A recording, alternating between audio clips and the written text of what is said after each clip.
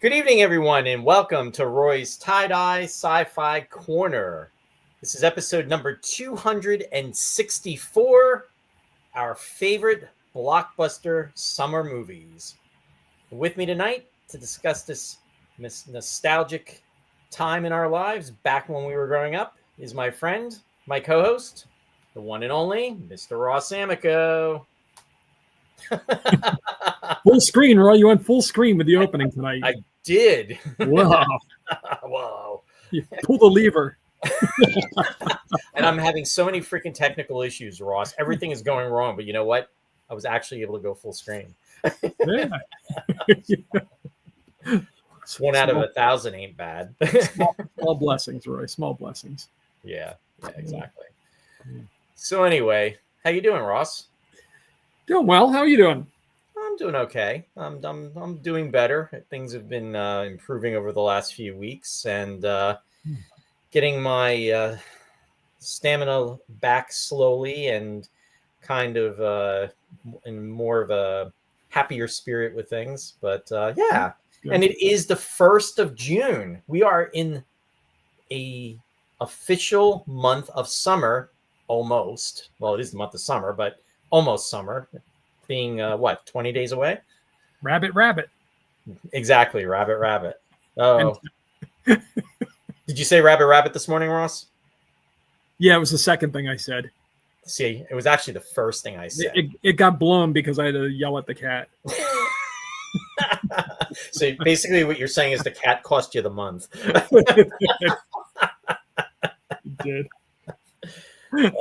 Speaking of cats, I know. He doesn't pay attention until he hears your voice and he jumps up here. There he goes. I don't know. Anyway, but yeah, this is going to be a fun topic. I mean, there are so many summer movies that we grew up with, and that were a fun time in our past, and we're actually going to be concentrating on those films probably from, I mean, at least my list. I'm thinking back to maybe like 40 plus years ago. Yeah. So yeah, it'll be fun to discuss. Just as a warning to everybody, I like to use the PowerPoint for the show to throw up slides and everything. Like I said at the beginning, I'm having a lot of technical issues, so things are not working. So we're just going to be, as Ross would say, talking it out tonight. No. The old-fashioned way. The banter. The banter. The banter. So anyway, we just did come out of the month of May, which was, I guess, for all intents and purposes, you could say, a Star Wars month with all the releases that took place back in the day. I mean, you really want to go back to the, almost beginning of summer of May of 1977. You talk about blockbuster releases and huge films coming out. Star Wars pretty much put things on the map back then. Yeah. You're talking about as far as the dawn of the summer movie, or yeah, I mean, I see. Oh, no, sorry, I've zoned out for a second. You're saying as far as Star Wars month and right. The significance of Star. Yeah, I'm sorry. I was just like, I should add this to the list. It's like, all right, what's that, Roy? What? I think I'll just respond to nothing. That I didn't hear. Yeah, whatever you say, Roy. Yeah, whatever you say, Roy. All right, before we start bantering, I want to welcome our viewers that are out there. So I see Randy Lee is joining us from Wisconsin. Randy, welcome. And Randy's saying he's going to be doing some traveling after the show tonight. That we timed it out pretty well. So Randy, if you want to share with everybody what you're going to be doing, that's pretty cool. I'll have him post that out. Dennis Chevalier is joining us from Canada. Welcome, Dennis. Great to see you out there as well. And Jeff Rubel is joining us from out in Utah, out west. Welcome, Jeff. Martin is joining us from New York. Welcome, Martin. Great to see everyone. Shari's out there. Hi, hon. She's joining us from downstairs. Welcome to the show. And Martin is saying, Ross looking like Blofeld with the cat. It's funny. I'm watching the Jeremy Brett Sherlock Holmes TV shows that were on in the 80s originally here in the US on PBS in the early 90s. And who should be playing Mycroft but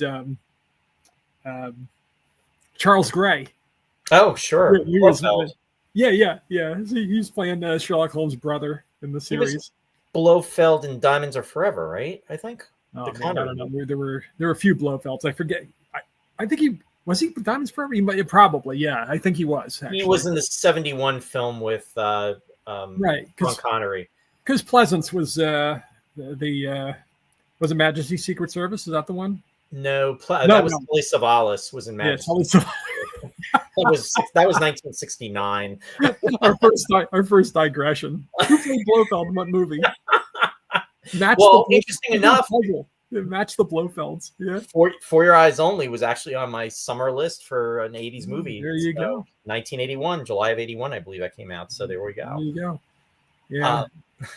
Hey, I want to say hi to Lou. Lou is joining us. Welcome, Lou. He's joining us from Rhode Island. Good to see you out there. And Shari, here we go with the tech issues already. Shari saying, Happy June. I'm still cold. I'd like to sing about the moon and the June and the spring. Yeah. It feels more like April 1st than June 1st, doesn't it? Yeah, I know. I keep opening the windows and then nature laughs at me. Yeah, really. Hey, Don Bethman's out there. Don, welcome. He's joining us from Delaware. Welcome, Don. Hey, Don. And Vince is out there. Hey, Vince. Good to see you out there. We're talking about you today and hope you're doing okay. And my screen is going in many different directions here. So welcome, Vince. He's joining us from Stewartsville, New Jersey. Randy Lee saying, Chasing the Northern Lights. Yeah, I wanted to share that with everybody. That's really Is that cool. what he's doing? Yeah. Whoa. After the show. Oh, wow. Jeff Rubel just responded to you with You Only Live Twice. That was the one with Donald Pleasance. All right. And Deborah's out there joining us from Lopakon, New Jersey. Hey, Deborah. Great to see you out there. Hey, Louie's out there. Louie joining us from Pennsylvania. Welcome, Louie. Very cool. Nice to see you out there. Hope you're doing well. And Ryan is out there. Hey, Rye. And he just, thanks for joining. Rye's joining us from Texas. Great to see you out there, buddy. And so we have a nice contingent of folks out there. And there we go. Yeah. You have to pardon me because I'm jotting things down here like crazy. It's okay. I'm dealing with tech issues and you're jotting things down. So we completely. Yeah. Oh, and I also see May is joining us. May is joining us from Canada. Hey, May. Great to see you out there as well, too. All right. I think there we go. So, yes. And in regards to films, Ross, I guess you know what, why don't we kick it off with Star Wars? I mean, you know what? It doesn't get any bigger than that. 1977. I know it wasn't on your immediate list, and I was talking about summer films, so I'll throw you the wrench. Well, this is the thing, okay? Here's the deal. Roy and I were throwing this back and forth. Roy says, hey, you want to talk about Memorial Day? You know, like great films open on Memorial Day or whatever. And I thought, well, you know, we're a little past Memorial Day. I'm not making fun. I'm just thinking, oh, it's a good idea. I thought, well, why don't we just make it summer movies? So we're going to. But then I guess there was a little bit of a disconnect because I thought, okay, summer movies. Roy thought, okay, summer movies. So you're thinking of specific summer movies that are your absolute favorite. And I'm thinking about more broadly, like what the summer movie is. So of course, I'll be the big picture guy and you can be the specific. I realized as he started to speak, it's like, I better jot down my favorite summer movies because I didn't do that. I didn't do my homework, I guess. I thought too broadly about it. No, it's good. You know what, Ross? It's good because honestly, I was kicking around too because there were so many films that are non-sci-fi or non-fantasy related that came out. So actually, I kind of narrowed the band, but you know what? I'm totally cool with you going on a broader level and that's part of the reason why I wasn't even worrying about the slides and everything because I knew that there was going to be so much to encompass. And as Ross and I always say, we don't want to. And this is from like day one when Ross and I were talking about literally when I invited him to come on to talk about our. What was it? Stella Star Crash. He was like, "Oh, Roy, don't talk it out." And I actually remember where I was when I was having that conversation with you too. And it was like, no, don't talk it out. But no, and it's true because it takes the mojo out of the conversation. Yeah, it takes the that immediacy is gone from the conversation.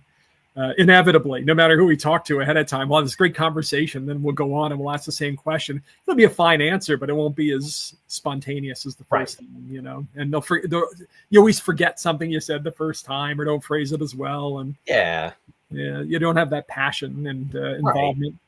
So, but in any we want to come in fresh for our 11,000 viewers out there. We don't want to reheat it and serve you leftovers.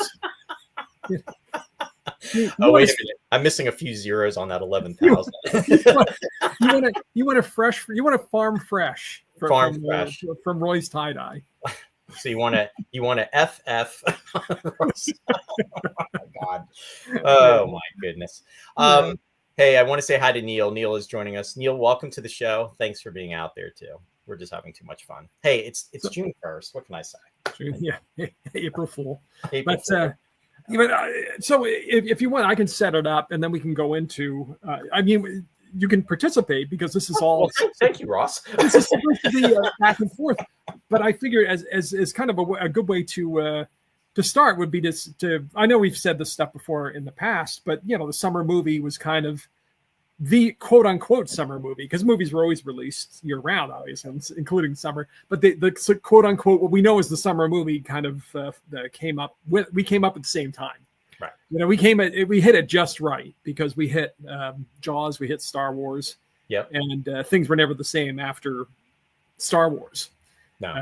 And I've said before in the past, summer was once kind of a dumping ground for the studios because they assumed everybody went on vacation. They went to the shore. Nobody's around. So any of the movies that they thought were not going to perform well at the box office, they just dump them in the summer. And then, every once in a while they would hit with something. Jaws was an enormous hit. And he said, "Oh, wow, look at that." But it just flew past them. They didn't really think about it. He said, "Okay, we'll do a sequel," But then when Star Wars opened 2 years later, there'd been no business like that, before. Yeah, right, exactly. The movies, Star Wars was out for a year when it first came out. You remember that? And I'll come clean, Ross.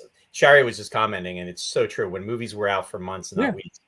When Star Wars initially came out, now there was a lot of hoopla about Star Wars, obviously. And I remember, obviously, Joe was very, very much into it. I mean, we were in the we would have been in the 5th grade. It was 1977. And actually 6th grade. No, wait a minute. What am I saying? No, it was 5th grade because it was May. It was May of 1977.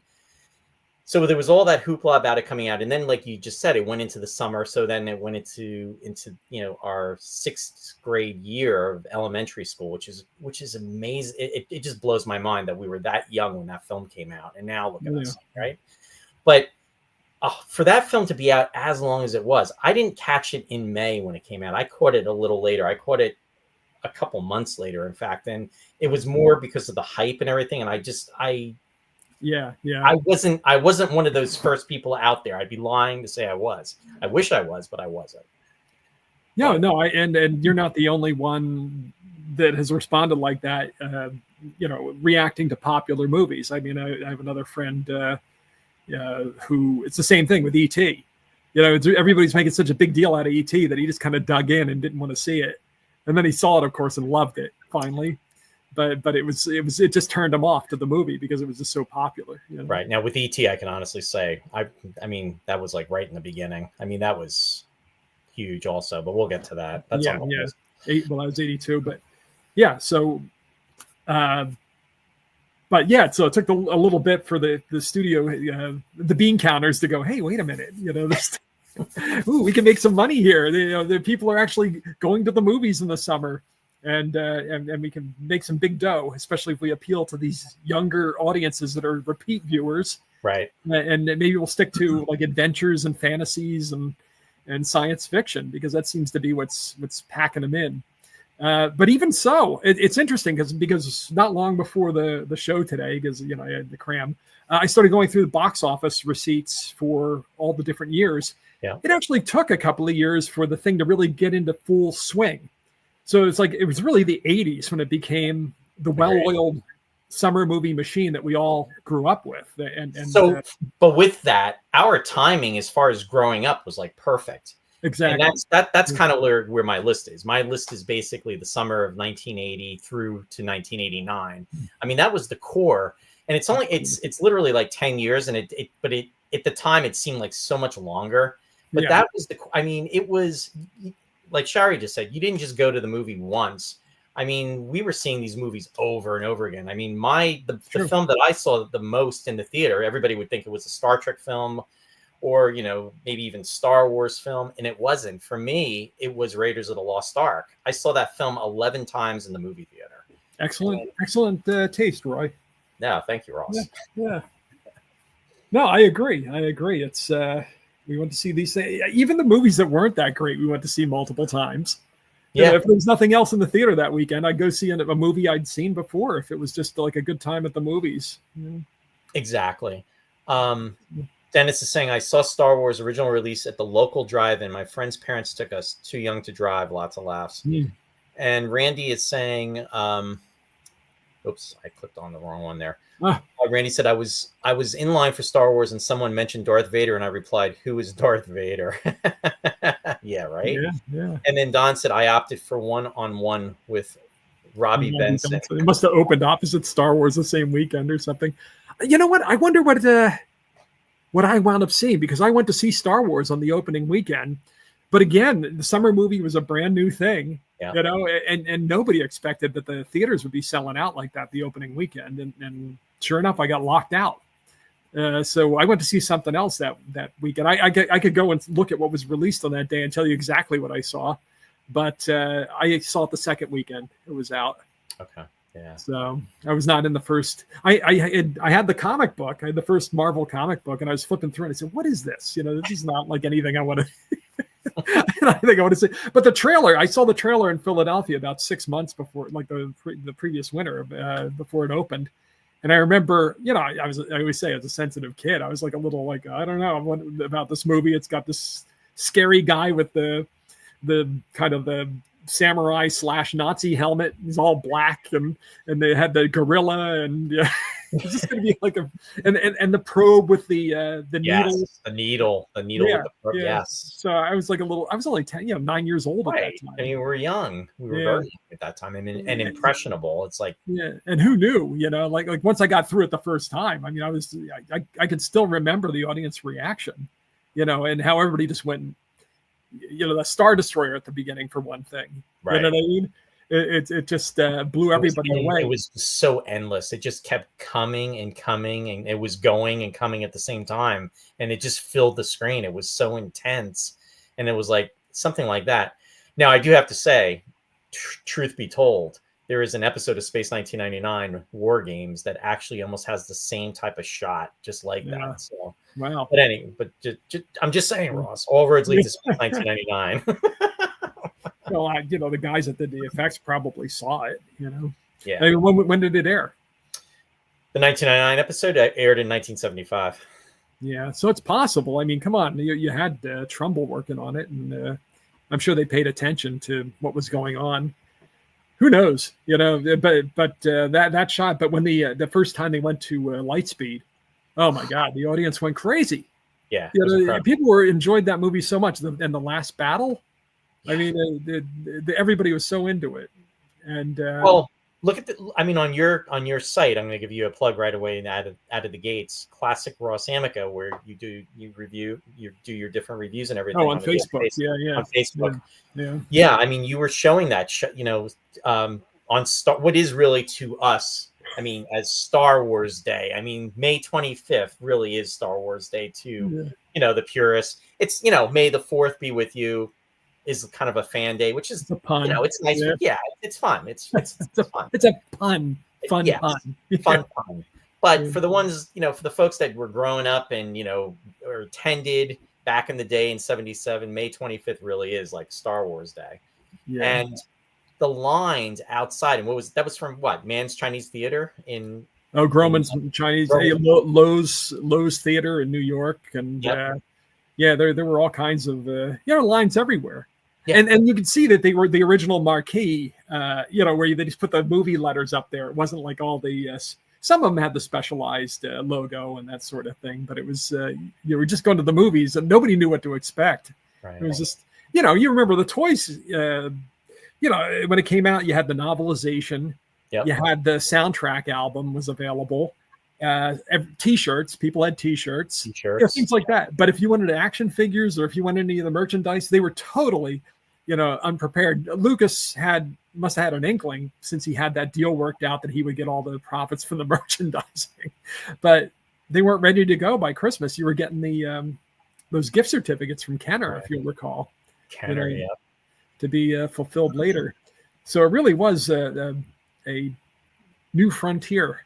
No, and then to your point about the merchandise, I remember, and we talked about this previously a little bit. I won't, digress too much into it, but with those action figures, there was some, like the Jawa. It was impossible to find, and I remember being in my grandparents lived in Astoria, Queens, and I remember going with my mom and my grandmother, and we were shopping, and then we stopped at the local toy store that was there, because looking to try to find this one figure, and they had it at a Genovese, which was like a drugstore back then, and they had every action figure there, but they didn't have the Jawa. And the whole thing is, with the Jawa, supposedly there was like, when the cases would come in, there would be maybe 24 or 36 action figures per case, and you'd have your different assortment, but in that case, one Jawa.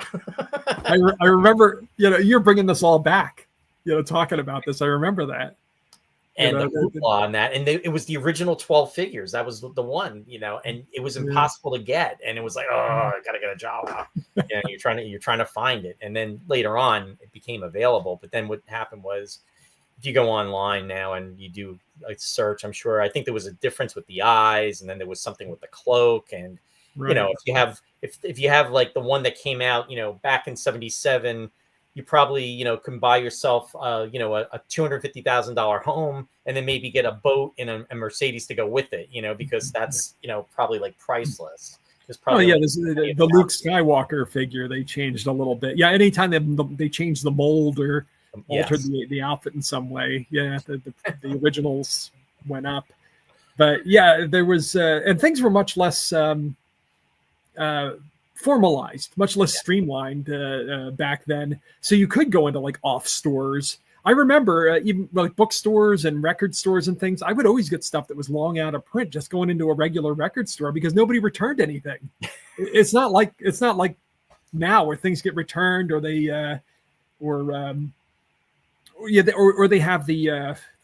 I remember when what do they call the UPC labels? Yes. When it destroyed the cover art on everything, because they had to put that big ugly label with the lines on it so that they could scan it at the register. They used to put a price tag on stuff, and you took it up there, and you took it home and you said, "Oh, this album stinks," and you could like, or I like this album, but I have one that stinks. It's the same price. I'll take that one back, and they would never know. They just give you a return. I know, larcenous behavior, but then when the UPC came out, you couldn't screw them over like that. So the UPC code, the man figured it out. So there you go. And with that, Ross, we have gone through a half an hour discussion, and we've only talked about one movie. Well, I think this is going to be our all-time late show tonight. We'll be on until 2 a.m. We're just talking about how the summer movie got started. This is just introductory. I'm busting Ross's chops, because we were just talking about the flow and how we were going to handle tonight's show, because the dynamics were a little different. So we're just having some fun. Well, it was definitely a trajectory from the 70s leading up to that. Like I said, the well-oiled machine that was the 80s to kind of the, I could say disillusion of the summer movie, or disillusion of the summer movie, but not really, because the summer movie ultimately triumphed to such an extent that there was no more summer season. It used to be from May until back to school, May until Labor Day. May to Labor Day was your summer. It was Memorial Day to Labor Day, but they kept pushing the boundaries. It's like, oh, this is coming out in March. Why is it a summer movie in March, kind of thing? And now it's around the calendar. It's kind of taken over, and they make very few movies. Mainstream studios make very few movies that aren't summer movies anymore. Those are the cash cows. I mean, quote unquote summer movies, the big blockbusters that are, computer generated and, action driven, mainly comic book now, a lot of comic book stuff. But no, there's definitely it's interesting to watch how everything evolved. Yeah. And like I said, we're essentially talking about the 80s tonight, but Mhm. if you go offline and you're looking and you take a look at the movies from the 90s and then also the double zeros and then the teens and then the 20s. I mean, we're at 25 right now. I mean, obviously, one of the big blockbusters, for this summer and Memorial Day weekend was the Mission Impossible Dead Reckoning Part 2, or Final Reckoning, excuse me. That was just released, the Mission Impossible movie. And then you have Lilo and Stitch, and then I'm sure there's going to be other things that'll be coming down the pike as well too. But it's interesting how so much emphasis has been put on Memorial Day. And to your point, Ross, it's like when you go back and you're taking a look at that, it wasn't always like that. And it's interesting too that summer was almost like the dumping ground. It's like, oh, what do we have that's pretty much like a filler? Yeah, right. But once it was underway, everybody anticipated Memorial Day. That was like the start of the summer season. It was kind of like when we used to watch Saturday morning cartoons and they'd have the preview shows the night before. We get all excited for that first Saturday morning of the season. What shows are we going to watch?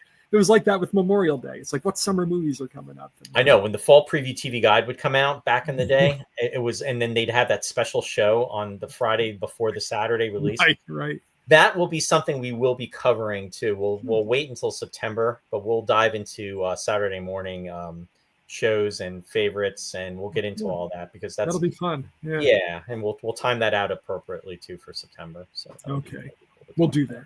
But anyway, yeah. So I guess jumping ahead. I mean, granted we were talking about Star Wars, but after Star Wars, there was so much anticipation and what was going to be the next film. As you said, Lucas pretty much was very smart in regards to the merchandising.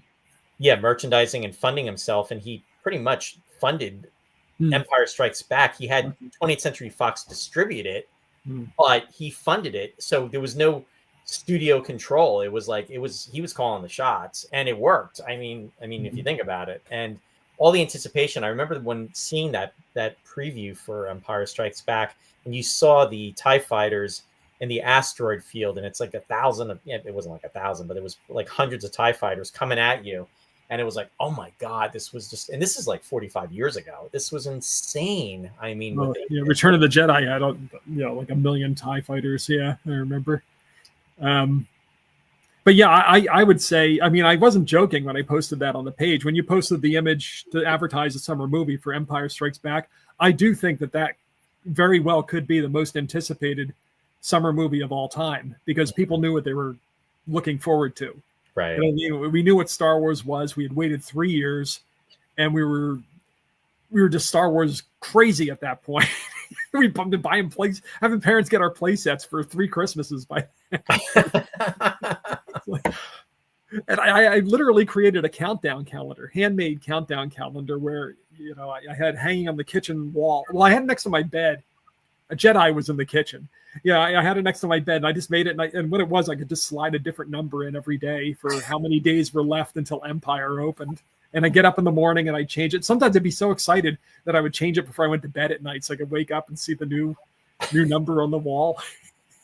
That's so cool. That's how crazy I was to see this movie. I was wishing months of my life away so that I could see Empire Strikes Back. That's and so rarely has that kind of anticipation paid off in such satisfaction. I mean, I was like so crazy when I saw Empire Strikes Back. I said, "Oh, this is exactly what I wanted." I know it's so different from the first one, and yet it's so good. Yeah, it's so different from the first one, and yet somehow, in some respects, I feel like it topped it. Oh yeah, definitely. I mean, I always felt Empire was the best story out of the 3. Yeah, and it was just richer, and the effects were amazing, and it had more of a story. Well, I mean, it is a more discursive story, I guess. Everybody went off in their own directions, had their own adventures, and Jeff Rubel said, "I remember Starlog's big headline in 1979. At last, The Empire Strikes Back." Yeah, and we always give a shout out to Starlog magazine on this show. Starlog really was the internet back then. I mean, that was the pipeline. I mean, there were some other science fiction magazines that were out, But for me, it was Starlog magazine. I would wait, it was a bi-monthly subscription, and I would go to Walden Books. That was right behind where you lived, Ross. And uh, even, well, yeah, because you were living, when did you move there? Was it in 82, Are we going to 83? be giving out my home address now?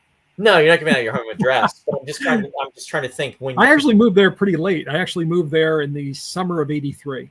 it was 83. Okay. Yeah, but it was the first. It was our first house, because before that we had been living in the rentals. Right. It was in the yes. Other than when I lived at my grandparents' house, Yeah. they owned that. So but I lived there for 5 years. But the rentals was that was, yeah, I remember that, and up on the hill. I mean, and Yeah. I still pass by those. It's yeah. I don't think it's any harm. It's been 40 years. 40 plus years. I don't think anybody's going to do any harm. Don't give the location of the Bat Cave, the Ross Cave. This is funny. Yeah. No, but anyway, with that, but anyway, the mall though, and just going to Walden Books, and I actually I was there at the mall yesterday because it was raining, and I tried to get my walk in, and I was walking through the mall and just doing laps, and then as I was going by that.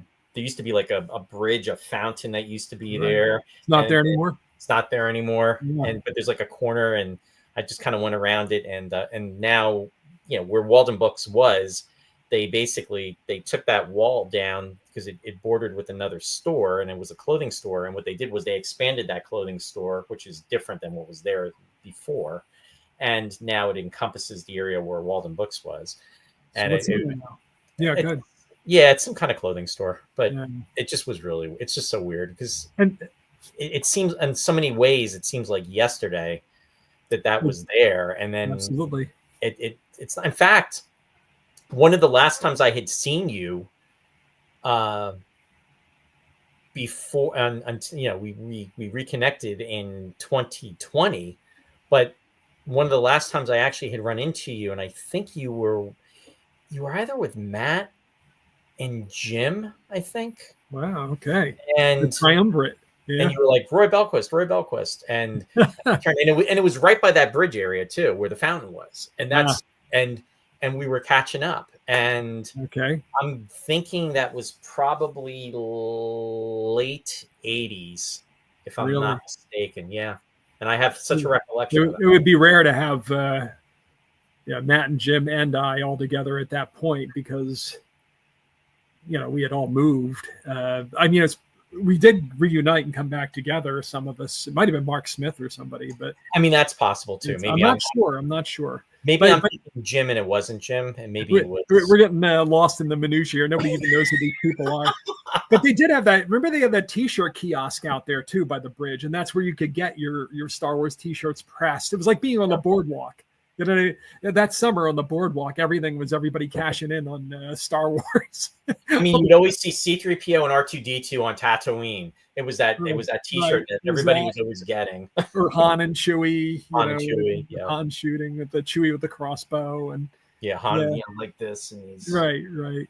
So it was a great time to be a kid, I'll tell you. And even though Star Wars was everywhere. It was just the scratch on the surface for the merchandising. They did by Christmas. They did have things like the illustrated screenplay you could get, and you get the Ralph McQuarrie portfolio that had his conceptual art for the different characters and stuff. So it was fun to get those things, but no action figures. No action figures. Yeah. What a time. What a time. But boy, did we suck down those Starlogs and anything that had to do with behind the scenes. Oh yeah, and I mean, what Jeff Rubel was talking about. I remember I think it was Starlog issue number 40, and I'm guessing, and I think it had, if I remember correctly, I think it had Luke on the cover with Yoda, and I think he has him on his back. If I remember. Oh, for Empire, that would be for Empire. Yeah. It just seems I seem to be remembering that. It's just vaguely anyway. But now let me ask you a question as we've we're kind of like breaking into, at least not we've hit the first year anyway. For 1980, in regards to summer movies or films that were favorites, what what blockbusters immediately came to mind for you? Oh, that would be the one. Okay. I mean, it would be The Empire Strikes Back, absolutely.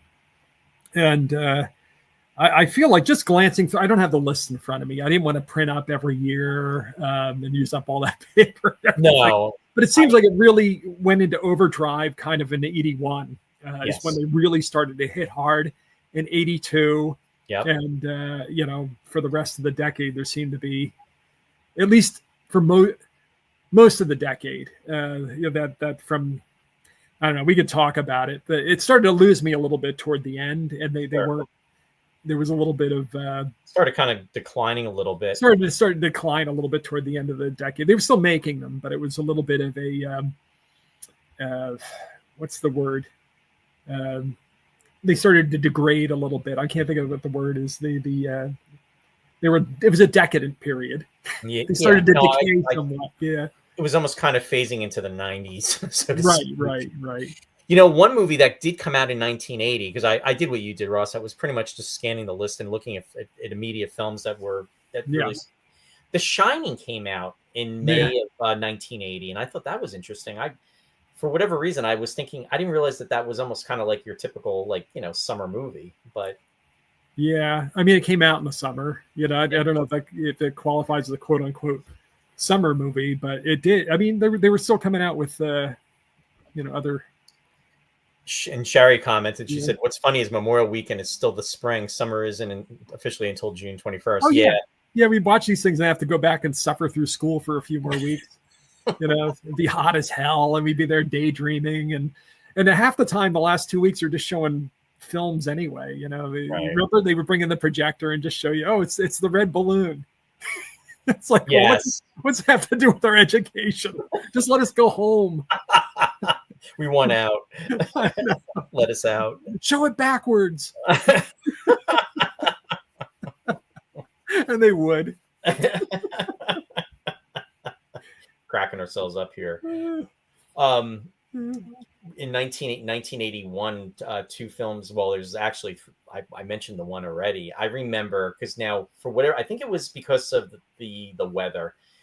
Our last day of freshman year wasn't until June 30th of 1981, and that after that period of time, after when school was closing, I remember immediately getting picked up. It was by Joe Brickman's mom, and she was taking Joe Brickman, myself, Joe Metz, and we were going to go see Raiders of the Lost Ark.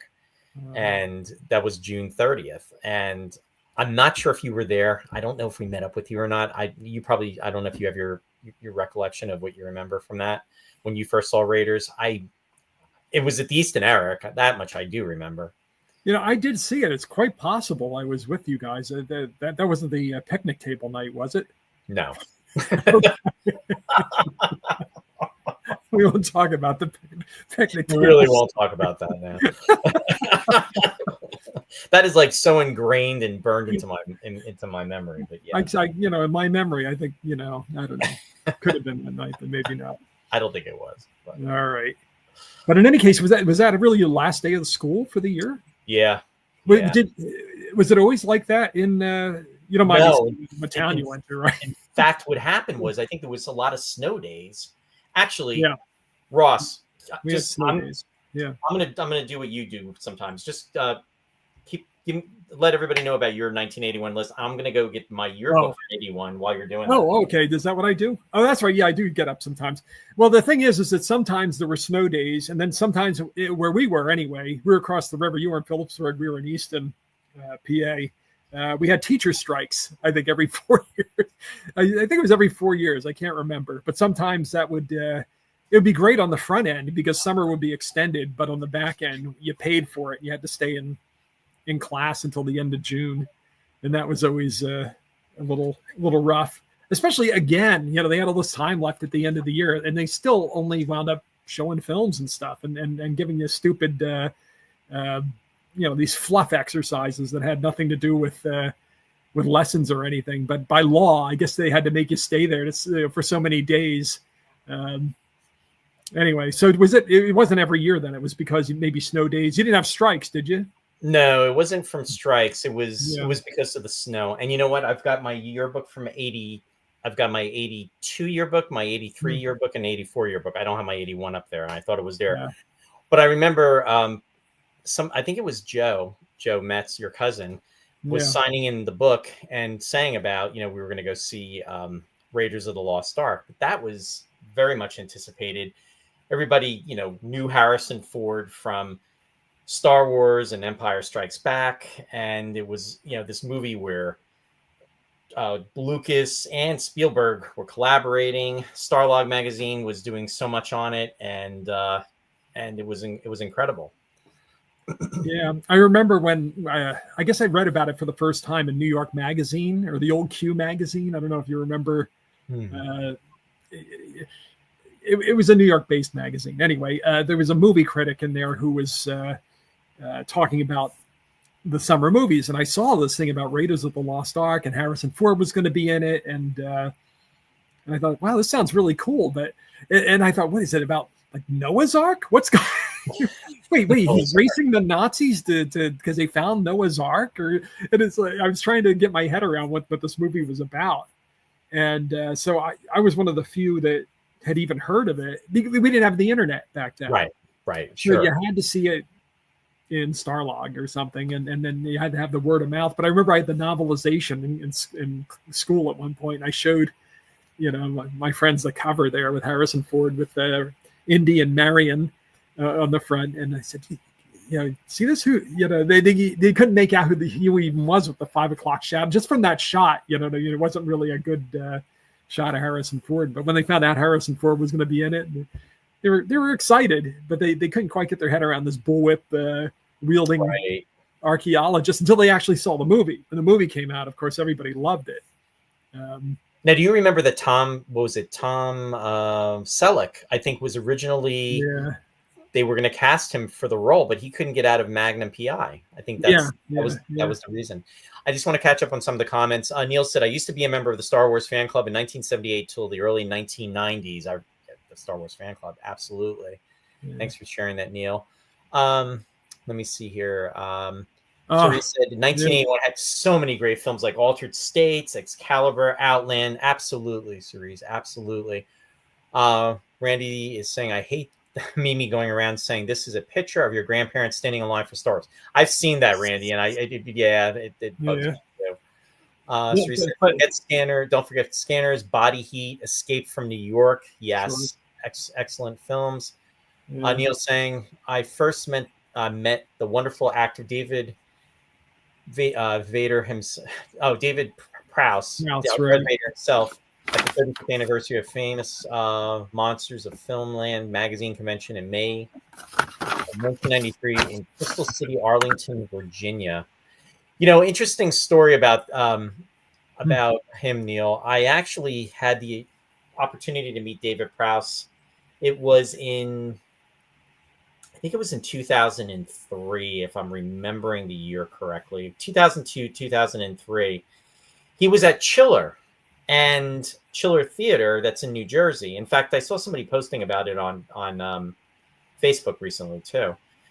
And the interesting thing was I had I was getting my photo, have him autograph it. But when I got up to him, everybody was asking him about Star Wars.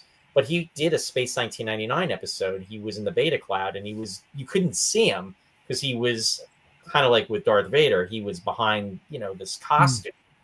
But I went up to him and I told him, I said, you were also, besides Star Wars, which I loved, I said, you were in one of my favorite science fiction shows. And I talked about, Space 1999. And he lit up like a Christmas tree, and he was talking to the handler and talking to me. And he was saying how Martin Landau and Barbara Bain were on holiday for most of the episode. And then he said it was the episode where almost every stunt double or every stunt man in England was trying to take him down because they were trying to light him on fire. They were firing bottle rockets at him. They were jumping on him. They were trying to beat him down. But he said he was pretty amused about the experience. I thought that was always really cool. Let's see how tough you are. Yeah, exactly. Yeah. Stripes absolutely was a big. I mean, these were fun movies. I mean, American Werewolf, that was talked quite about a that on. yeah, it was quite a roller coaster because you didn't know if it was a comedy or horror movie. I have to say, I thought about that movie for days after I saw it. Yeah, it was so good, and we covered that film not too long ago. but just the just trying to digest it. I thought you were going to just say just the fact, Jack. Just the fact that, yeah, Stripes. Yeah, no, I was talking about American Werewolf, but yeah, I know. that's the fact, Jack. Yeah. Boom chugga boom chugga boom chugga. That was a fun movie. That was so fun. Bill Murray. Oh my God. Warren Oates was in that film. Warren Oates, Harold Ramis. Yeah. Yes. Yeah. Lou's saying, I first heard about Raiders of the Lost Ark from a DJ on a local radio station who was raving about it. That's what made me go see it. That's really cool. Yeah, it was still early. It was all like mostly word of mouth. I mean, eventually the publications, people would see them, and once they became big, they would turn up on covers of you'd always see stuff on Newsweek or Times Magazine or they pick it up. In addition to the genre things, Starlog and so forth. Exactly. Hey, Bill, thanks for Mystique or whatever it is. Yeah.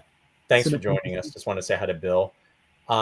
Neil, you know what? Maybe that was you that had posted about that. And Neil, because Neil's saying he was at the Chiller Expo in April of 2003 when he was there. Yeah, it may have been you that I saw that. And I actually got my photo taken with Dave Prowse too. I've got I snapped that. Let's see. You turn to the dark side, Roy. Yeah, exactly. Always too, Roy. Always too. Probably my 1981 movie Thief. Wow. Okay. All right. And Jeff Rubel is saying there's an article on Looper about what it was like in 1980 seeing what is that? The Empire Strikes Back. I nailed it. I'm going to look that up because that's the thing. People can live vicariously through it, but if you weren't there for these things the first time around, you can never truly understand. It's so true. What it was like to live through it, just because. And I have to wonder if the whole trajectory of the summer movie, I mean, it's so deeply tied up in our development and in our life experiences. I mean, I know objectively that I'm kind of right about when it really peaked and when the good movies were.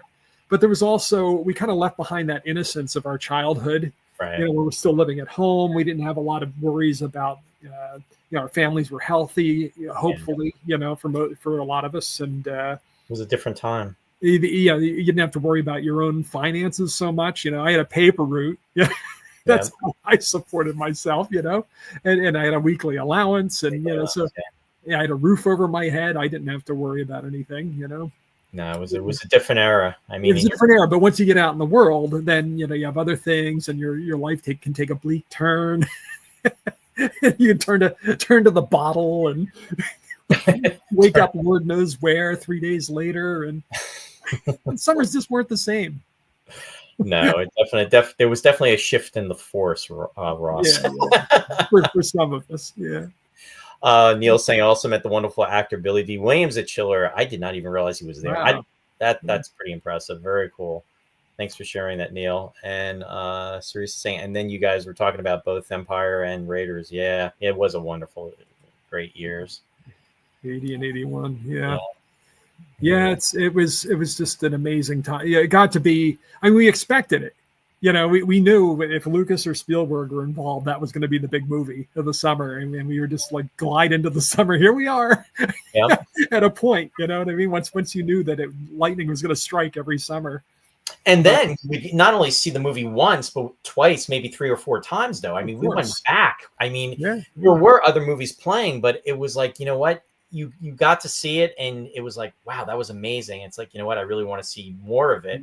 And again, the other aspect of this is, we're talking about the internet, but there wasn't. I mean, if you were fortunate to have maybe a video cassette recorder, if you had one of those, a VCR, where you could potentially record movies, but the films that were coming out were not coming out like 30 days or 60 days later like they are now. It was a long wait before these films would actually be released. And if they were released, you might be able to catch them on what would be HBO or Prism. Prism was what we had out of Philadelphia, with Channel 100 being HBO. And this is, again, before all the, thousands of stations, channels that you have on, whether it's, on direct TV or if you're streaming on your smart TV. There was none of that back then. It was, as I always like to say, especially if in the New York area, 2, 4, 5, 7, 9, 11, and then 13, which was VH, UHF,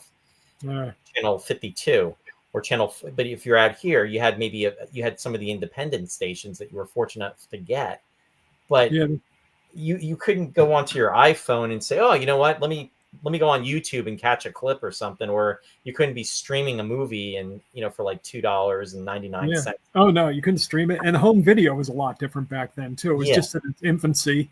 I mean, Star Wars took forever to come to cable. I don't know if you remember that. It was years. It was years. I think it was Stars that showed it first, and nobody had Stars.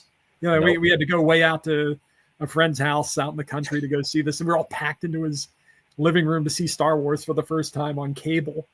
And I remember when Raiders first came to VHS. That was unheard of. It was like, what? It was a big deal when what? How?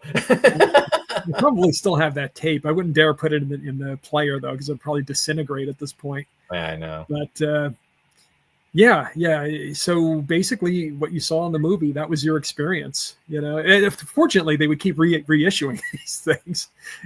Star Wars in the theater for a year, then it went away for, I don't know, a year or two, and it came back.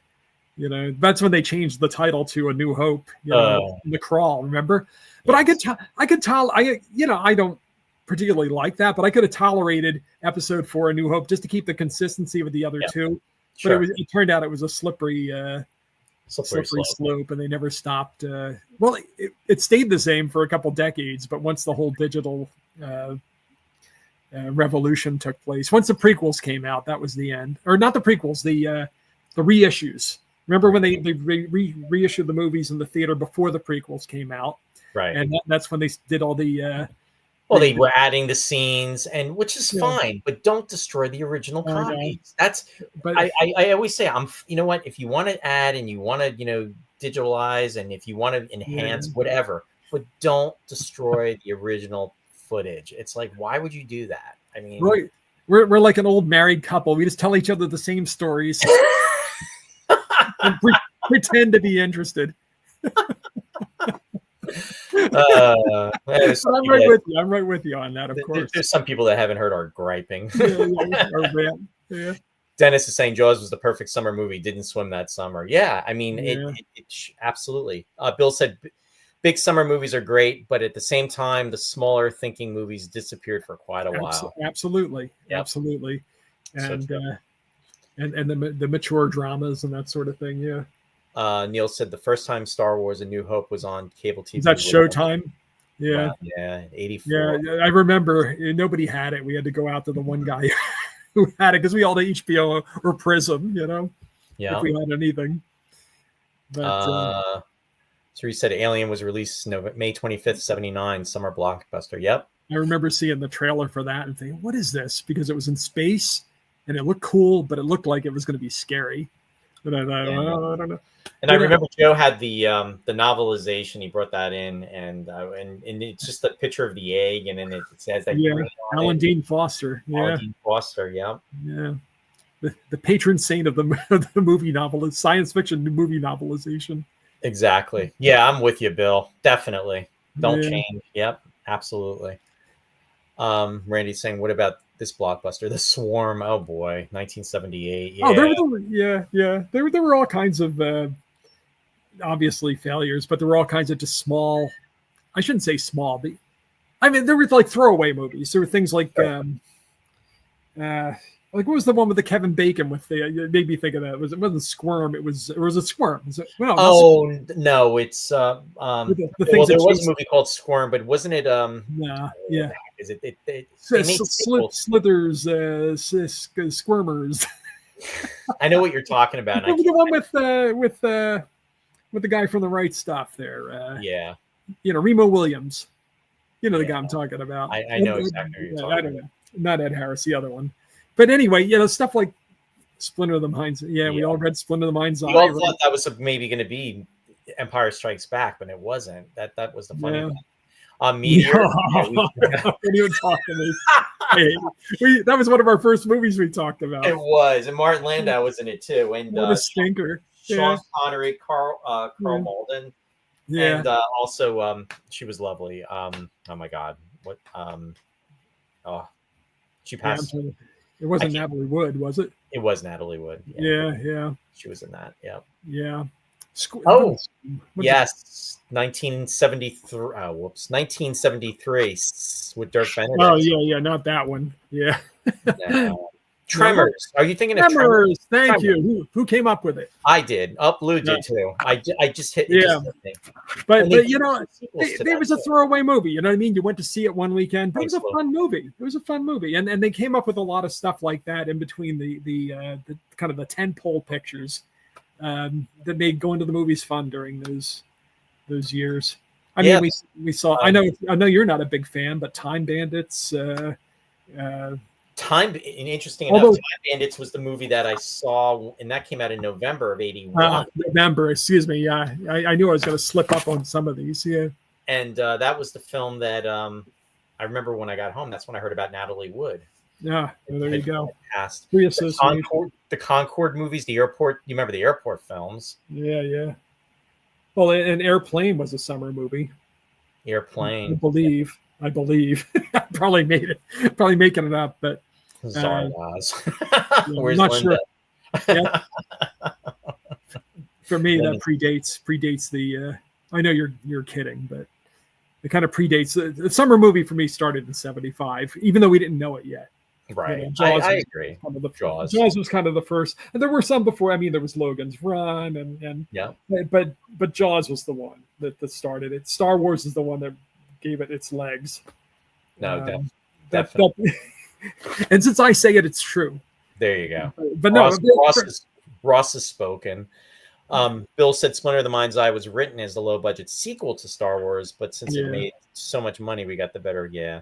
If Star Wars had turned out to be another Planet of the Apes franchise, that would have been the sequel. You know, because they would have kept cutting the budget in half every episode. Yeah. The Summer of '42, and that is with, I can't think of the Jennifer O'Neill. Yeah, boy, I remember seeing the movie, but not in the theater. I didn't see it, but I remember the movie. I just don't remember who's in it.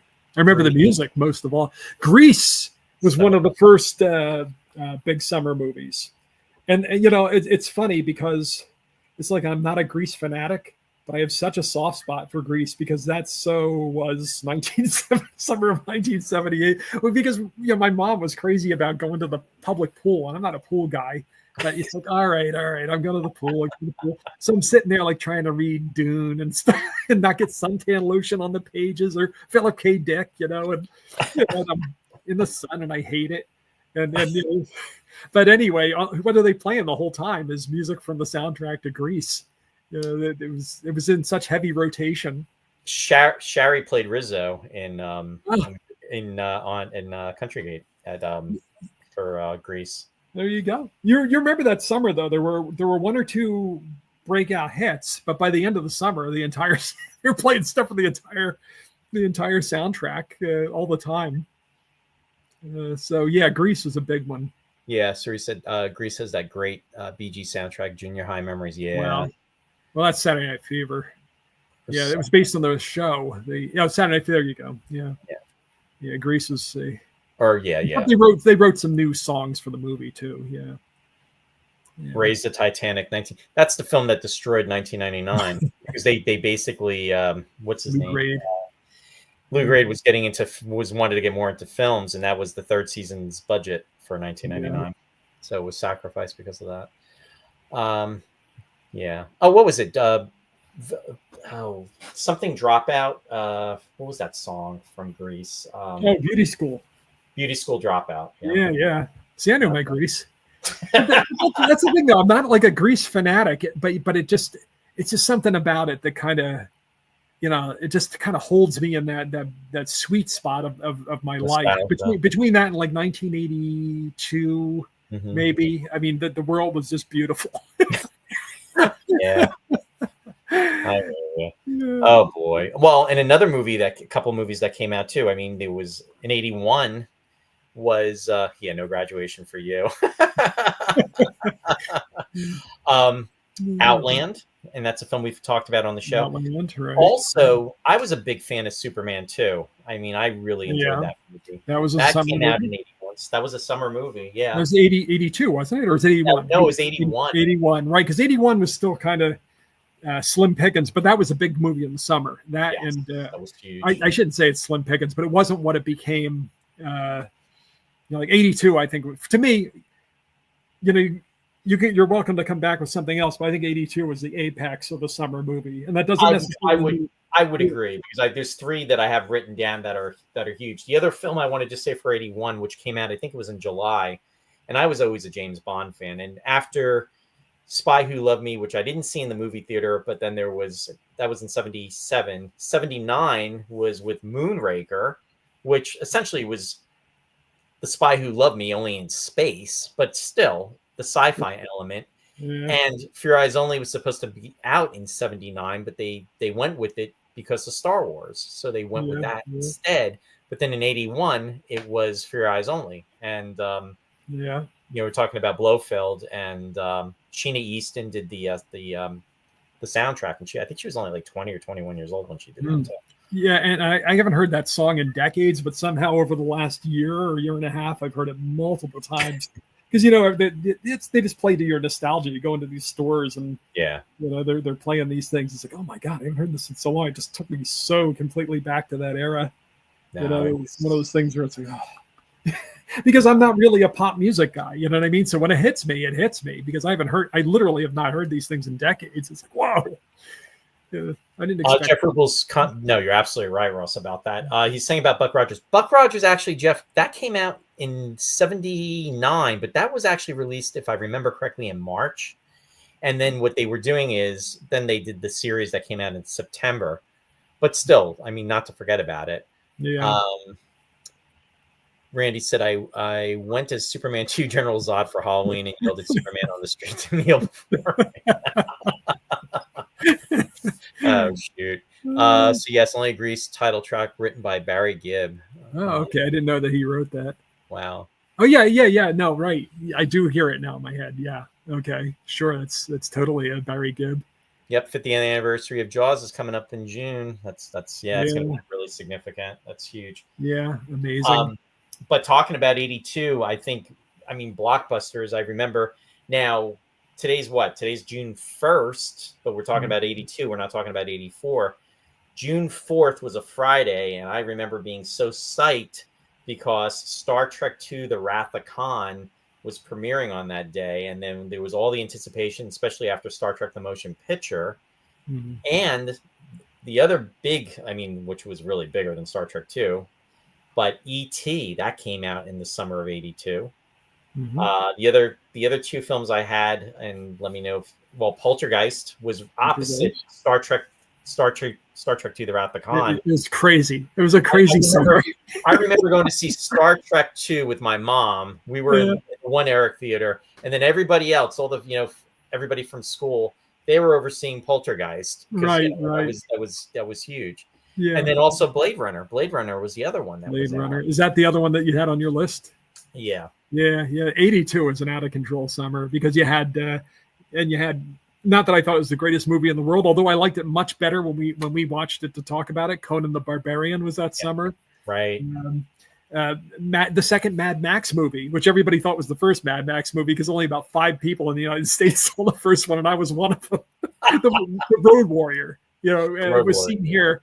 It was released the previous year in Australia, but it hit here in the summer of 82. And, good God, it's like every weekend, like you say, there was like at least 2 movies. There must-see movie. You were torn in half because, like Roy would go see, like he said, go see Star Trek Wrath of Khan. I went to see Poltergeist. And then I think it was the next day I went to see Star Trek on Saturday. Wrath of Khan. But yeah, sometimes you couldn't get them all into a weekend. No, it was almost impossible. And the other movie that I remember seeing, and it was a date movie, was if you're a fan of the Rocky movies, Rocky 3 was significant with Mr. T. Oh man, that was another big one. Yeah, that came out in 82. I thought it was entertaining. I was not like a huge fan of it. I know some people are, but I went to see it. Yeah, sure. One of my favorite sleeper films of '82, but it was actually released in April, was a trash sword and sorcerer film that predated Conan called The Sword and the Sorcerer. Oh, sure. Yep. Total trash. But I love that movie. I love that movie. I still love it. Yeah. Bill said, I went to see the Wrath of Khan in the theater first show, and they didn't even empty the theater. Then I saw about 4 showings. Wow. Yeah, but back in that day, they didn't kick you out between showings. Now they do, and in fact, they lengthened the amount of time between screenings. Yeah, it used to be 15 minutes or something, and the next show would start. Yep. Just kind of hang out. Not anymore. And you know what they do now too is in some of the theaters they don't even put on the name of the movie that's the theater. You know what I mean? You won't find out what's in the theater only when you get your ticket. Right. They won't have it listed. They used to list it. Yeah.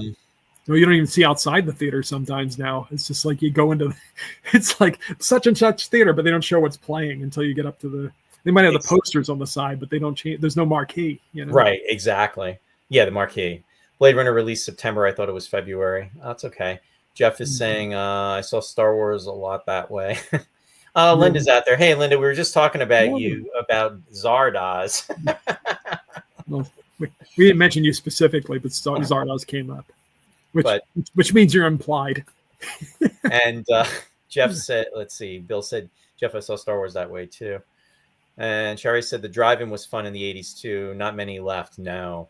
There's only a handful, really. Isn't that it's not funny, hilarious. It's funny, strange that all the drive-ins would dry up basically, and then COVID hit, and there was that resurgence in the drive-in. You remember they started showing all these 80s and 90s movies and double features, trying to draw people into the. And then they'd have makeshift drive-ins and things that they set up to try to get people out. Did somebody say Zardoz? Oh, and Suri said, Poltergeist, such a great film. Don't forget Cat People in 1982. Malcolm McDowell and Nastasia Kinski. Oh, that's right. Yeah. I didn't see that in the theater, but I remember that being out. Wow. Yeah. It's Ghostbusters, 1984. Yeah, I actually. It's another big summer movie. Big summer movie. Yeah, that was a date movie. Bill said the drive-in was started in New Jersey, and there are none left in New Jersey. Yeah, it's wow. Yeah, there are few in PA yet. Actually, I mentioned you, Linda. Ross probably didn't hear me though. I'm taking notes the whole time, so I missed it. Yeah, the Mahoning drive-in is a good time. Yes, and they play a lot of classics there, and that's not too far from here either. It's probably like maybe within an hour's drive. In Pennsylvania, we have the Starlight in Easton. Remember, where's the Starlight located? It's not there anymore. The Starlight. Remember, it was on Freemansburg Avenue. Now it's a housing. It's a what do you call a subdivision or whatever. It's sad because they held on for so long, and it was only in the last 20 years that they switched to. 20 years is a long time now, but it just seems like yesterday when they closed it. I loved it before it was first run movies, though. It was always, maybe they were first run back in the day, but I love it back in the day. They had like the Caged Women triple feature or the biker gangs. All the stuff that would like horrify me when my dad would sneak me in to see these things. Omega Man. Those were the glory days of the drive-in. Then it's like suddenly it's like, oh, go see Road Warrior at the drive-in. Yeah, but I could see it in the movies. I don't know.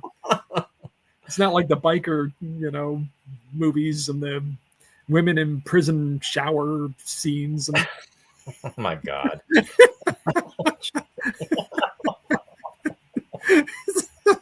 Ross was like 6 years old. Oh shoot, Ross. Bill saying, I remember all the Zardoz commercials from when I was a kid, and about a year ago, I finally watched it. And I still have 2 drive-ins by me in New York. Nice. Very cool, Neil. Linda's saying, and in regards to Zardoz. My parents saw the Ape-a-thon at the drive-in. Oh, Which really? I can't even conceive of my stepfather sitting still for 5 Planet of the Apes movies. Well, and speaking of Planet of the Apes, you should tell, and I know you posted it on your site, but maybe some of the viewers didn't know. But and down in Princeton, they just this past week they were re-showing the first Planet of the Apes film, the 1968 film, and you actually got to do the opening and give I introduced it. Yeah. Well, they do repertory films here at the Princeton Garden Theater, and they're doing a series about film music called Keeping the Score. And they reached out to me to see if I felt like doing any intros for it. And they have a great selection of things. And it's all kinds of music. It's not just the orchestral music, but also movies like, The Graduate, where certain popular songs become a part of the soundtrack, or electronic scores like in Blade Runner and that sort of thing. But I picked out, I said I'll do Planet of the Apes. It seemed, Jerry Goldsmith's music is so striking in that film. Its use is so striking. So I said, sure, I'll do that. I might do more, I don't know, but that was the one that really jumped out at me. I had a chance to talk beforehand, and then they did trivia and prizes and stuff to keep everybody pacified. Yeah, that sounds like that was a fun time. They didn't rise up against me. Rise of the Planet of the Apes.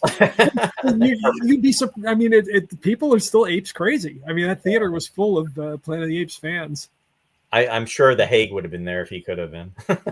Yeah, I'm sure, in costume. Yeah.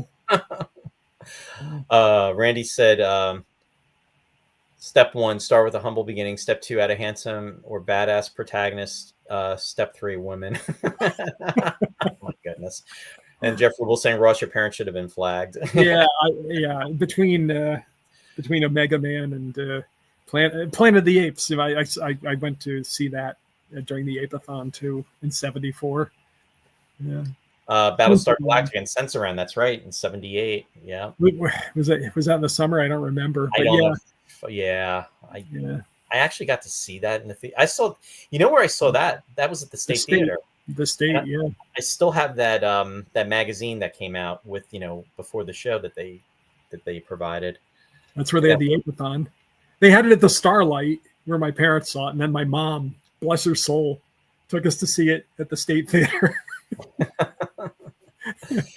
Then it says Zardoz rocks.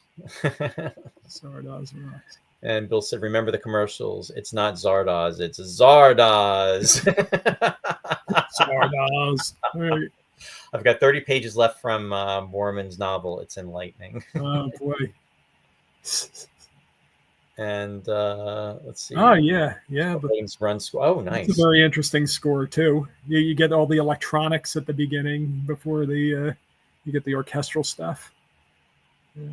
And Randy's saying, what was the movie with the T-Rex chasing a surfer on the plane? I think he's being satirical here. Oh, okay. Tongue in cheek. He had to incorporate several summer. Boy. I could be wrong, but of course, are we just talking randomly now about summer movies, or are you trying to keep a yearly sequence? I mean, we're progressing. I mean, we've got. E.T. was the big movie, and E.T. was the big one for 19. I think I saw that at least 3 or 4 times in the theater. Yeah. And then that showed that there were some of these things showed that there was more to them than just a thrill ride, and E.T. was one of them. He went for the heart. It's kind of before Titanic. Spielberg got there first. Well, and you were dealing with the kid too, and it was almost it was a child. Yeah. And it was almost like a child. It was almost like a Disney movie where a child,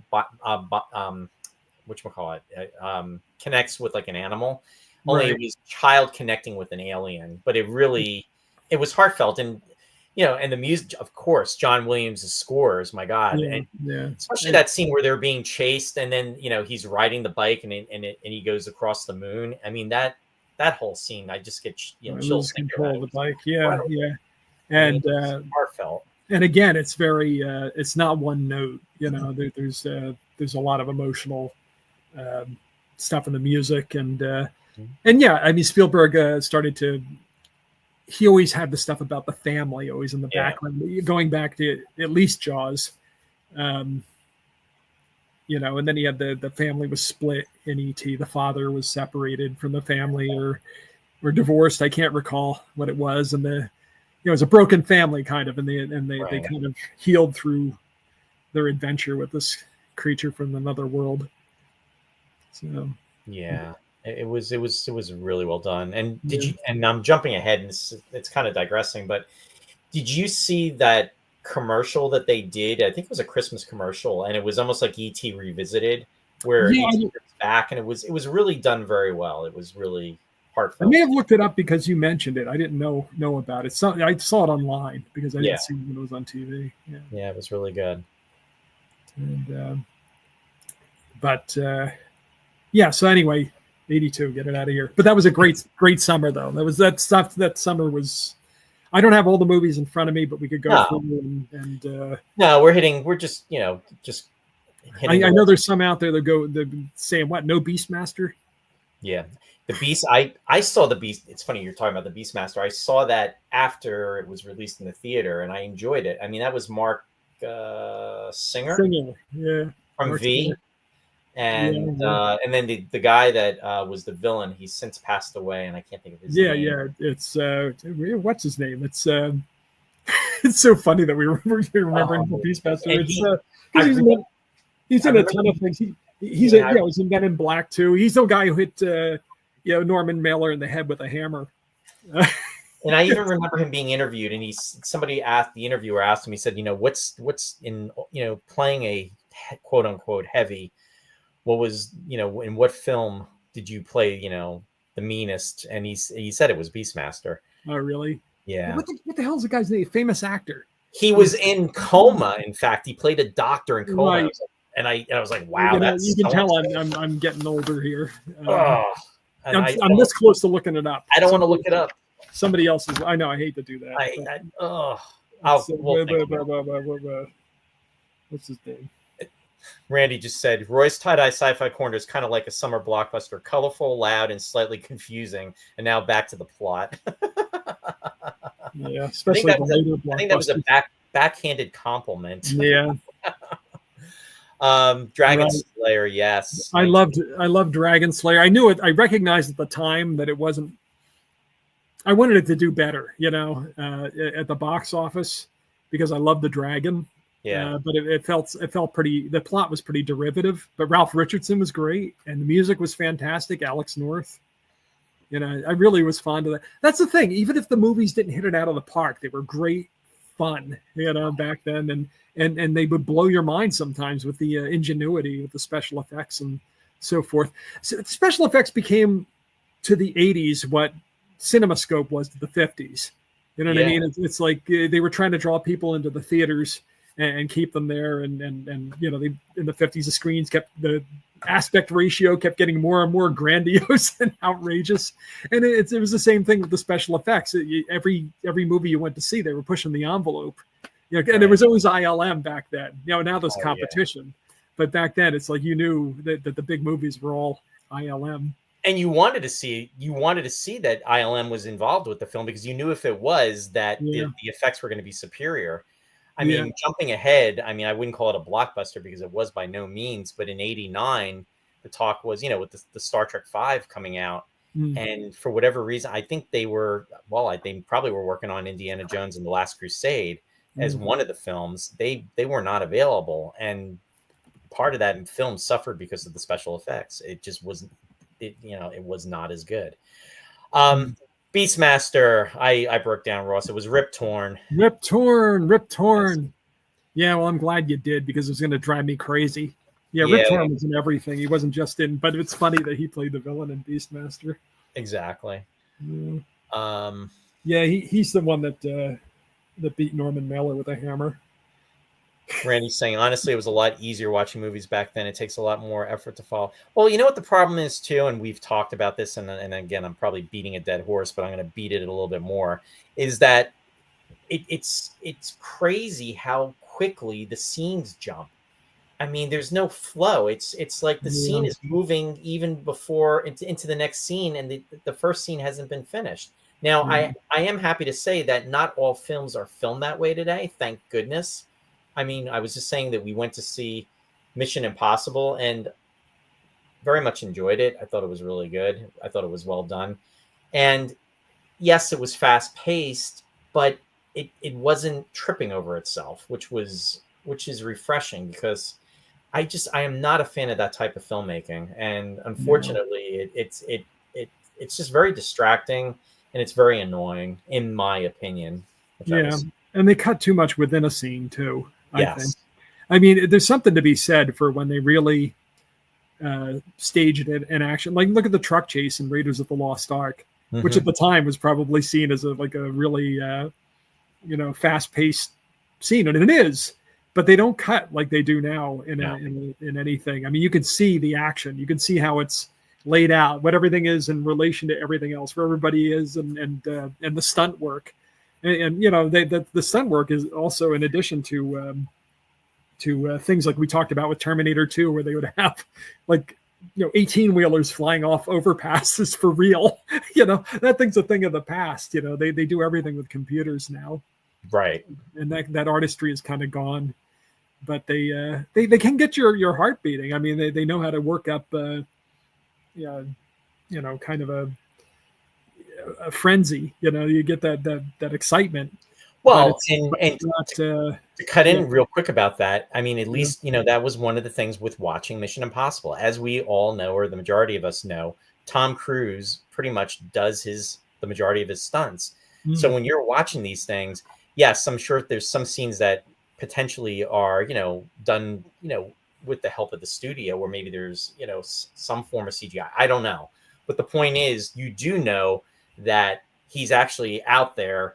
He's hanging on. He's doing these crazy stunts because he really, he wants the realism. I mean, that's his choice, and that's what he's going for. And so you don't know. It's like, okay, is it real or isn't it? But it parts of it is definitely real, if not the whole thing, because that's what he's doing. I mean, he's advertised it. I mean, it's documented. So it's kind of crazy too. But I mean, you can say what you want about him, but it really gives that reality, because when you're watching some of these other films and you just know that it's CGI, it's like, okay, this guy's falling off of a building or whatever, he's not, or she's not, because they're not doing it. But with him, there, it's taking place. There's something seriously screwed up when, I'm watching, you get stuff in your feed on Facebook all the time or on YouTube or what have you. And I'm watching a Buster Keaton movie, silent movie. And it's blowing my mind more than a lot of these CG things that are coming out, because it's all real. Yeah. I mean, he's doing crazy things. Yeah. Nearly getting hit by cars, buildings falling on him, and all sorts of stuff. And he really did get hurt. A whole bunch of. He broke out like every bone in his body at some point or other. But this is real stuff. And that makes it thrilling. It makes it funny. It makes it more involving. More, you have more investment in it than if somebody turns into Red Hulk. Yeah, and Vinny, huge Buster Keaton fan. Oh yeah. And for good reason. Yeah. Yeah. No, and that's it's like a lost art. It really, really is. Yeah. Jeff commented, they kept audiences in the theater for Star Trek V by using seatbelts that wouldn't unlatch. The one Star Trek movie I didn't see in the theater. Cinemax is still around for the same reason, Ross. And let's see, the handheld camera work doesn't always help either. We're talking about that gets overdone. Yeah, it does.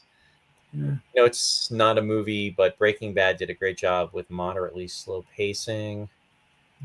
And half the MI budget is probably for cruise insurance. Yeah, I mean, it's probably. Randy, I was trying to explain the art of modeling to my kid. Now he thinks I am 90 years old.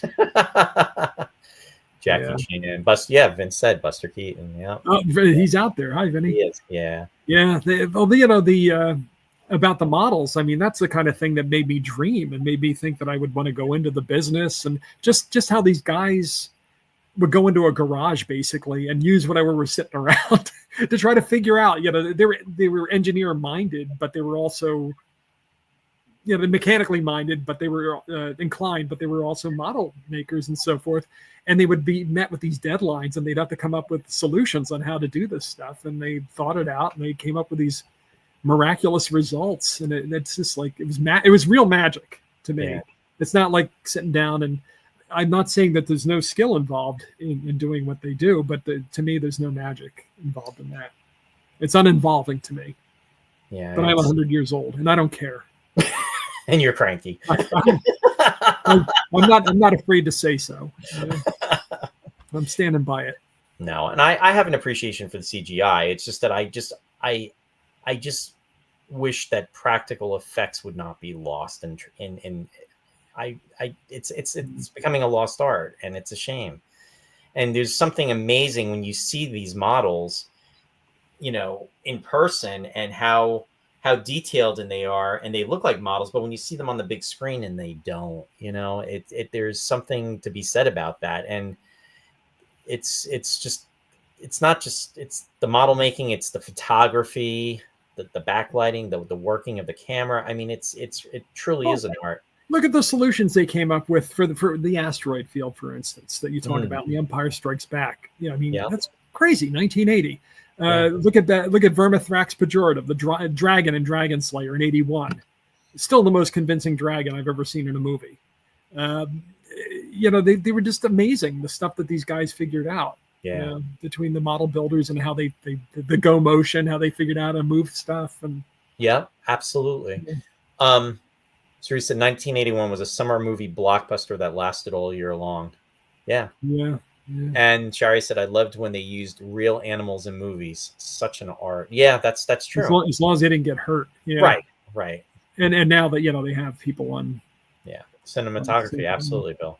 Yep. That's exactly it. And they looked beautiful. They now a lot of times when they have the CG stuff, it's all CG. They don't have somebody, working on the how they're going to frame it. And I guess you could storyboard with CGI and say we want to frame like this, but you don't have somebody setting up the shot. You know what I mean? It's not like you're not waiting for the perfect, the elements have to be just like this. The sun has to be here, and we want somebody to come in from this angle on a horse, and yeah, that's one of my favorite shots, and so many movies have done it. I mean, Star Trek: The Motion Picture did it. What's that? They've done it, and they did it in the Bond film, Moonraker. It's where there's the sunrise, or they have a shot of in space, and then they have the sun coming up, and with the ship. I just went to see Lawrence of Arabia again 2 weeks ago at the Garden, and there are several shots in there there's several sunrise shots. Yeah, sunrise that are just breathtaking, just eye-popping. Yeah, that they actually captured this. But I mean, beyond several shots, that movie's just full of just insane, beautiful shots that if somebody created on their computer, I wouldn't be interested. I want to see the real thing. Yeah. It's moving. It's incredible. And then when you put these huge scores by it, but it just exactly. So he said, "Damn, I keep forgetting Empire came out in 1980. Sorry, it's just a big reveal got spoiled for me, and it's all good. That was actually the first movie we were talking about when we started the show. Well, we were talking about Empire Strikes Back. Excuse me, Star Wars, and then we went right into The Empire Strikes Back. Yeah. Moving along a little bit now for 83, again, just similar to what happened in 1980, and good leading too with that Cerise. Empire Strikes Back, there was the anticipation of the cliffhanger ending for Return of the Jedi. How was that going to play out? What was going to happen to Han Solo? There was also with Boba Fett. Boba Fett was a character that was introduced in Empire Strikes Back, and everybody was wondering what was going to happen with that in Return of the Jedi. And also about the Emperor being in this movie, and Darth Vader. Would we find out more about Vader and also his connection with Luke Skywalker. I think it's safe to assume that everybody knows what that connection is, but just in case there's, maybe somebody out there that didn't see one of these films in the last 40 plus years, I won't spoil it. But the point is, everybody was wanting to know. And then Yoda, also was people, we were back to seeing Yoda and that next phase, and Luke becoming a Jedi, because it all was introduced in Star Wars, and then he was working his way into that in The Empire Strikes Back. So there was so many levels. I mean, Return of the Jedi, for me, I remember we went, it was up in Allentown, and I think you may have seen it before we did, Ross. I'm trying to remember. I think you were there, or you were there. I seem to recall you being up in Allentown when we went to see it. Did I see it the same night? Did you see it opening night? Yeah, we did. Maybe I went to an earlier show or something. I think we went to an earlier show. I'm almost positive. I don't know, because I can't remember if I saw. I mean, I saw Empire or Return of the Jedi with my uncle. I keep thinking Empire that Strikes Back, but my uncle claims not. Maybe I went to see Return of the Jedi. No, it had to be. I went to see Empire Strikes Back with him because he was like, one of the kids. He was all into it. But yeah, I don't know. I did go see Return of the Jedi in Allentown, so I don't know why I didn't see you there. Must have been a different showing or something. Who knows? Maybe we went up after school or something. That could be. And Mrs. Metz, Joe's mom, drove us up there to Allentown. Oh, okay. Yeah, I don't know how you felt about the movie. I mean, I thought it was a satisfying movie to watch. But I was part of it. It was a letdown because I was not a big. I mean, I know for the kids, the merchandising, the Ewoks. Right. I mean, I know they were cute and they were fun. You know what I mean? I totally get it. Right. But I wasn't into the Ewoks. I mean, it was. I don't know, and I enjoyed it, but I enjoyed Empire more. Of course. Empire was. I liked that film better. I appreciated the end scene, with the lightsaber battle and and everything working up to Luke meeting up with with Vader and everything that was going to happen with that. Right. But it was there was different things going on with all of that. Yeah, I felt like it was a good time to end it. They had run out of gas at that point. I thought. Exactly. That's well said. So of course they went on to do a million more movies. Yeah. Liz is joining us from the UK, and I know it's late here, Liz, but thanks for being out there. A small village called Stony Middleton, and not far from Sheffield. That must be in response to some. Oh yeah. But anyway, I just wanted to say hi to her. Ernie said Wookiees would have been far better than Ewoks in my opinion. Well, wasn't that part of the plan originally? Wasn't it supposed to be the Wookiee planet or something? I think it was. They finally did in another one of in the prequel movies or something, or did I misremember that? No, they did. They did it in the third episode 3. Yeah, there were so many missed opportunities in Jedi was the thing. It just had too many trip to the well feeling. Everybody went crazy in the theater with the ending again. But when I got home, my stepfather said, "So how was it?" Because you knew I went crazy for anything Star Wars. He goes, "How was it?" I said, "It was good." It wasn't like it was the greatest thing ever. Right. Because it wasn't. Right. It wasn't. Like it wasn't a bad movie. It wasn't a bad movie, but it doesn't stand on its own. Not that Empire might anyway, but it's just too much. I mean, could you not come up with anything else other than a second Death Star? We go from the land speeder to the speeder bikes. We go from the Wookiees to the Ewoks, and Boba Fett, one of the characters everybody went crazy for, based on what, the Star Wars Holiday Special and an action figure.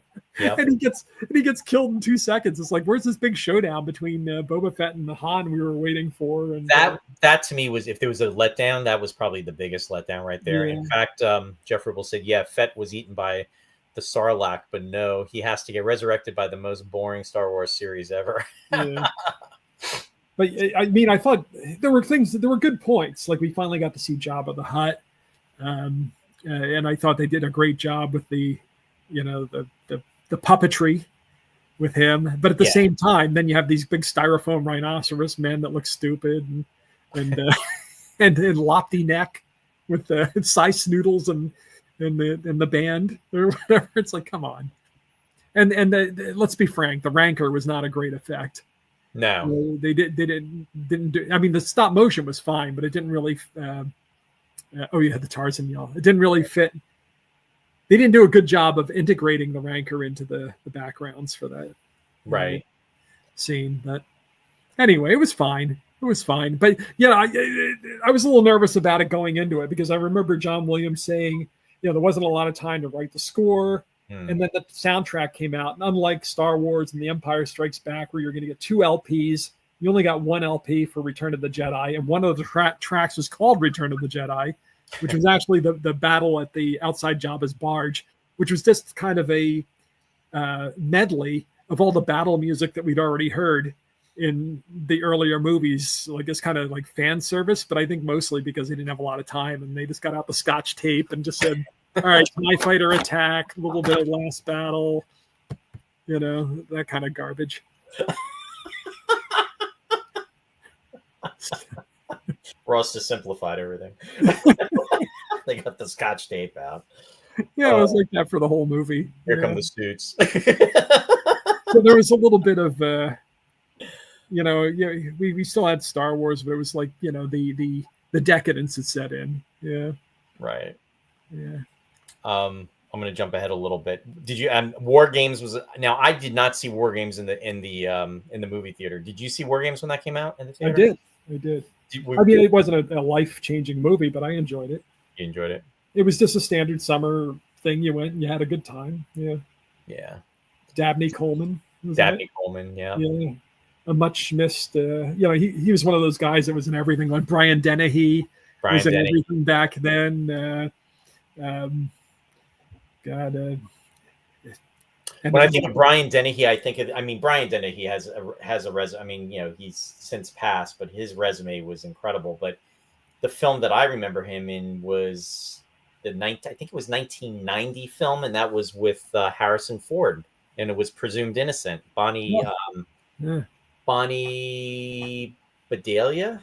I forget.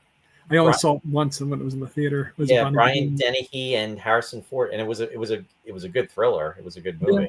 Yeah, it's a good movie. But he was in a lot of stuff. I mean, there were certain character actors that you looked forward to seeing in the movies. Yeah, because they, no matter what role they had, they could pull it off. You didn't just see them as themselves; you saw them as these different characters. Yeah. Did you have any other films for '83 that you? I without going back and looking.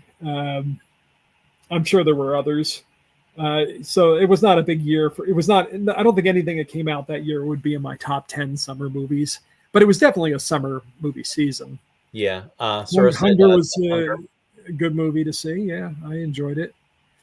It wasn't a movie that people lined up around the block for, but it was certainly a memorable movie. Yeah. Bill said, I didn't buy the albums for Star Wars 5 and 6 because by then I had a VCR. Yeah. All right, I'm just going to jump ahead to 84. 84, the year we graduated.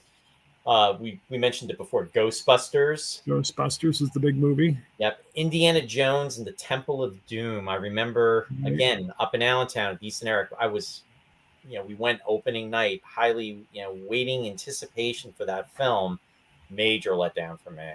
Yeah, it was divisive. I mean, there were things I liked about it, but I could see its faults. Yeah. I knew it wasn't anywhere near the quality of the first one, and that nobody would like it. I didn't know that nobody would like it, but I didn't feel like it was when you see a good movie, right? Where it lands solid, and that one did not. It was flawed, in a lot of ways. But there's still things I like about it, Yeah.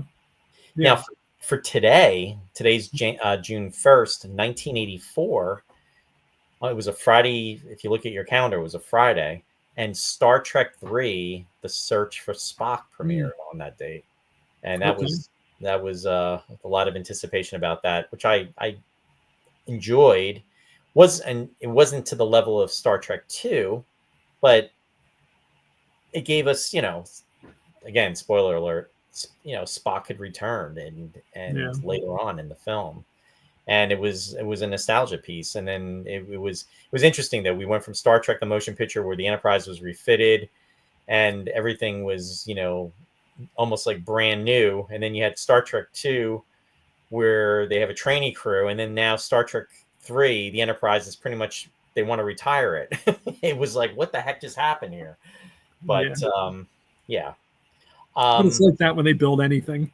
You know, Sure. they build a new business and everybody goes to it and it's thriving, like a shopping center or something like that, or a mall, and then it just declines and nobody wants it. It sounds like the Phillipsburg Tear it Mall. down.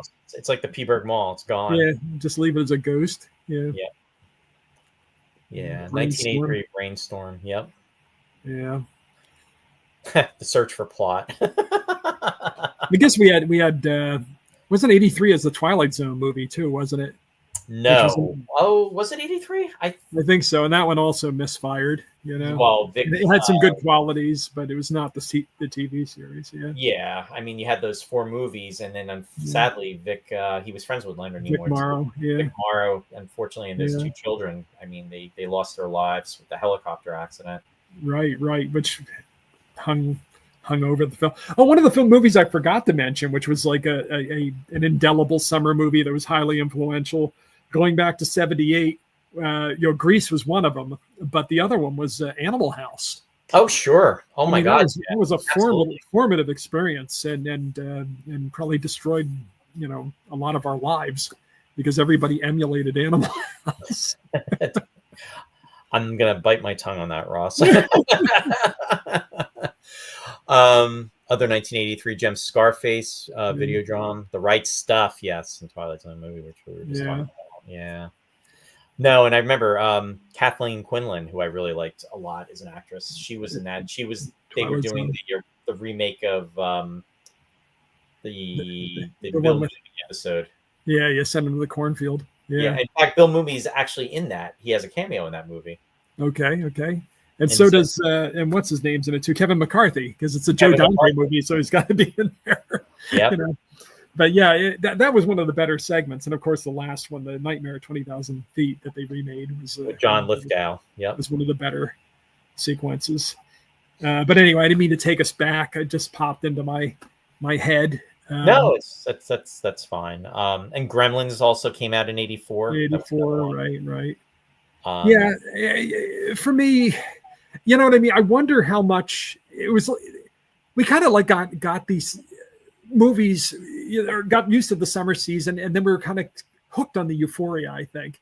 And we just it was like a narcotic, and we kept trying to get that high every second. Like you could go in and put your brain in a jar and just kind of feel like a kid, and just wallow in that innocence, that Neverland. And I think that beyond a certain point, like the movies weren't necessarily as good as the earlier ones, but we would just like kind of go and just let them like wash over. So there were exceptions, and there were movies that were good, but they weren't up to the great movies. Right. Like I liked Inner Space was another one. I never saw that in the theater. Yeah, I liked. There were a few that I liked, but they weren't. I wasn't thinking it was another Back to the Future, 1985. Well, that's the big one I have for 85. I mean, there was a lot of anticipation about that, and that was the film that everybody was seeing over and over again. And it really that was a summer blockbuster for sure. Yeah. Now there were other summer blockbusters later. Jurassic Park would be one of them in 93. Yeah. But for me, I know I've said it before. That was kind of for me, that was the end of the summer blockbuster for me. And I realize now, going back and looking through all of the years, it's not necessarily true. There were movies later than that I still connected with. Mm-hmm. Like I liked, for instance, Willow, but I didn't think it was a great movie. Yep. But it felt like a summer movie. I mean, but these things were all, I was bringing so much to it. I was so desperate to have a movie to like at that point that I was embracing all these movies. But Back to the Future was the one that landed solidly with me, and maybe the last summer movie for me.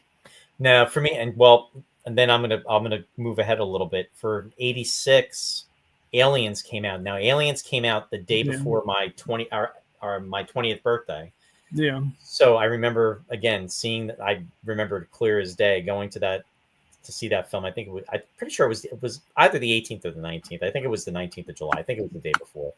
But I loved that movie, and I loved Alien that I did not see in the theater, but had seen it on television. Again, Prism and what have you. But with Aliens, seeing that, and again, Starlog magazine, we were getting a lot of the coverage, but this was different. It wasn't a horror film. It was more of a sci-fi adventure, different, it's similar, but different, but same character and same premise, but a different type of threat, the way it was being handled.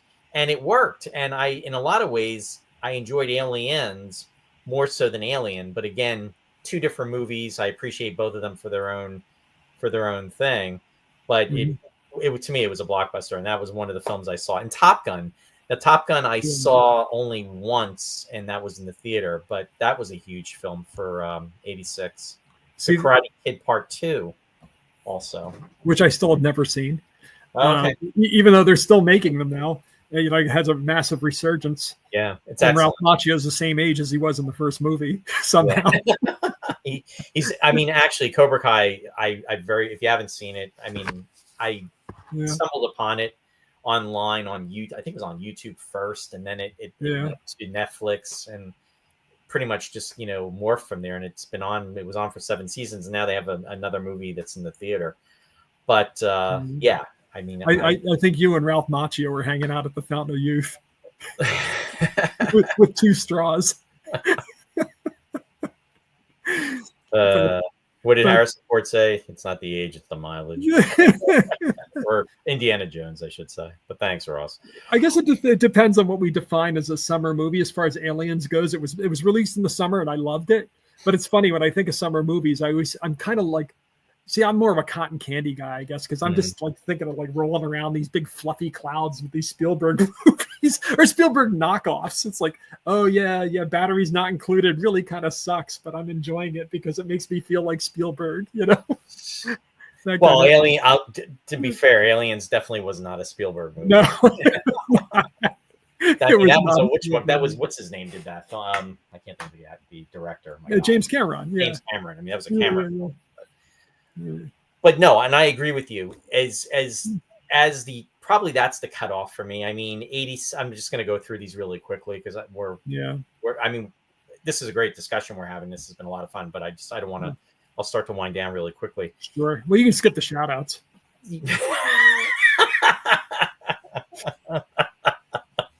Anyway, 87 with Predator. That was a big one. Beverly Hills Cop. I never saw the movie. I know people love that film. And that was actually Beverly Hills Cop 2 that came out. I think the first one was in 84. The Witches of Eastwick was another one that was a big one in 87. But Predator for me was I saw a couple times in the movie theater. So, I mean, summer blockbuster. I don't know. I would say that. I still haven't seen it. Yeah. You still haven't seen it. So I've still not seen Predator. Yeah. Well, we should talk about it. Yeah, we should definitely do that. Yeah. Because that would be an interesting discussion. Now, 88, Vince is out there. Who Framed Roger Rabbit? That was a big film that came out. Yeah, it was big, and people loved it, but it didn't land with me. Yeah. I mean, it was very clever. I didn't think the story was much, but I enjoyed the integration of the effects, the animation with the live action. But yeah, people loved it. But I mean, it just kind of started to break away. Like the other one you mentioned, Top Gun. It's like Top Gun, Roger Rabbit, Dick Tracy. These all started to like kind of leave me behind. Yeah, Dick Tracy was 1990, if I remember correctly. And again, I enjoyed it, but it wasn't like it didn't thrill me. Yeah. But with that said, I know what you're talking about because I'm mentioning these movies, and again, these are some. I guess you could consider them blockbuster, maybe in regards to different, the folks out there seeing them. But for us, it didn't resonate the same way some of these other films that we talked about earlier did. Not with me personally. Yeah. If it did with you, that's fine. It just didn't. I just was not connecting anymore with them. Big was another film, Tom Hanks, 1988, that came out. That was Penny. I think Penny Marshall directed that. Right, sure. Then for me, I mean, 1989, there was a lot of films that came out. I always said the summer of 89 in regards to movies. Batman in June, that was huge with Michael Keaton. It was such a buildup because we grew up with Adam West and Burt Ward, and the fact that Michael Keaton was going to be in that title role. It was like there was so much anticipation. I remember at the conventions, even at the creation conventions, talking about that. Indiana Jones and the Last Crusade.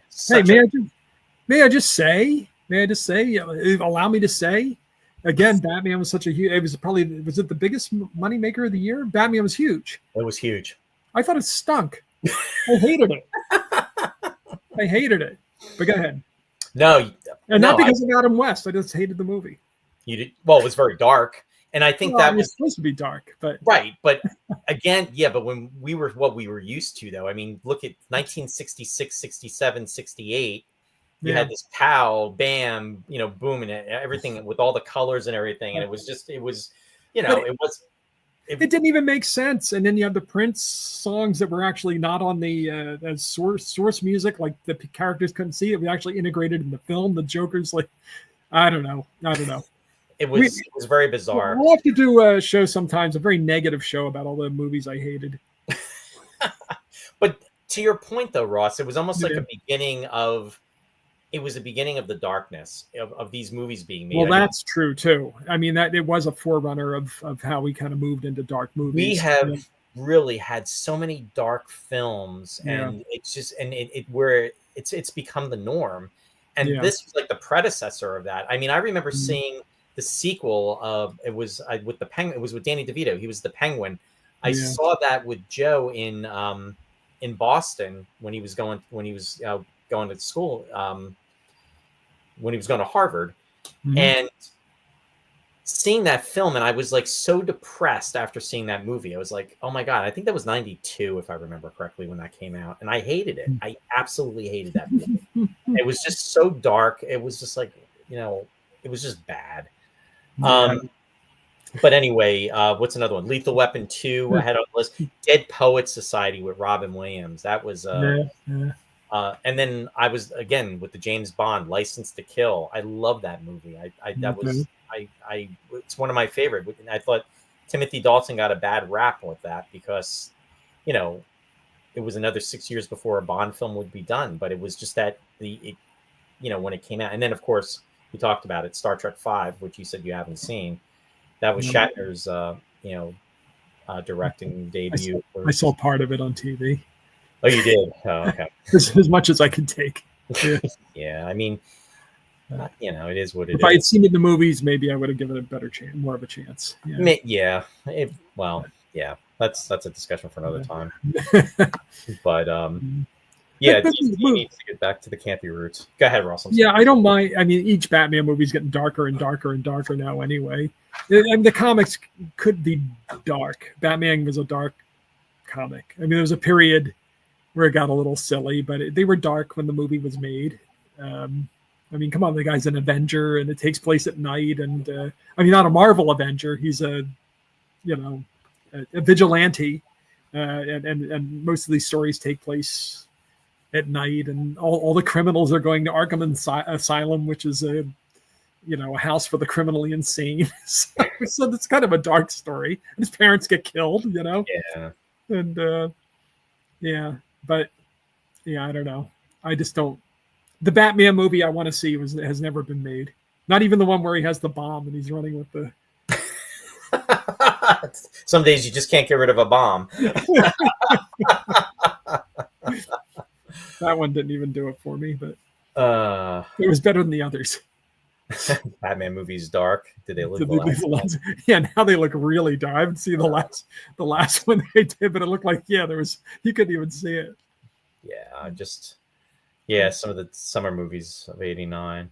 Yeah. Oh, Honey, I Shrunk the Kids. See, that's a good example of just like a fun movie that you would probably only go see once, but it was fun. Yep. Yeah.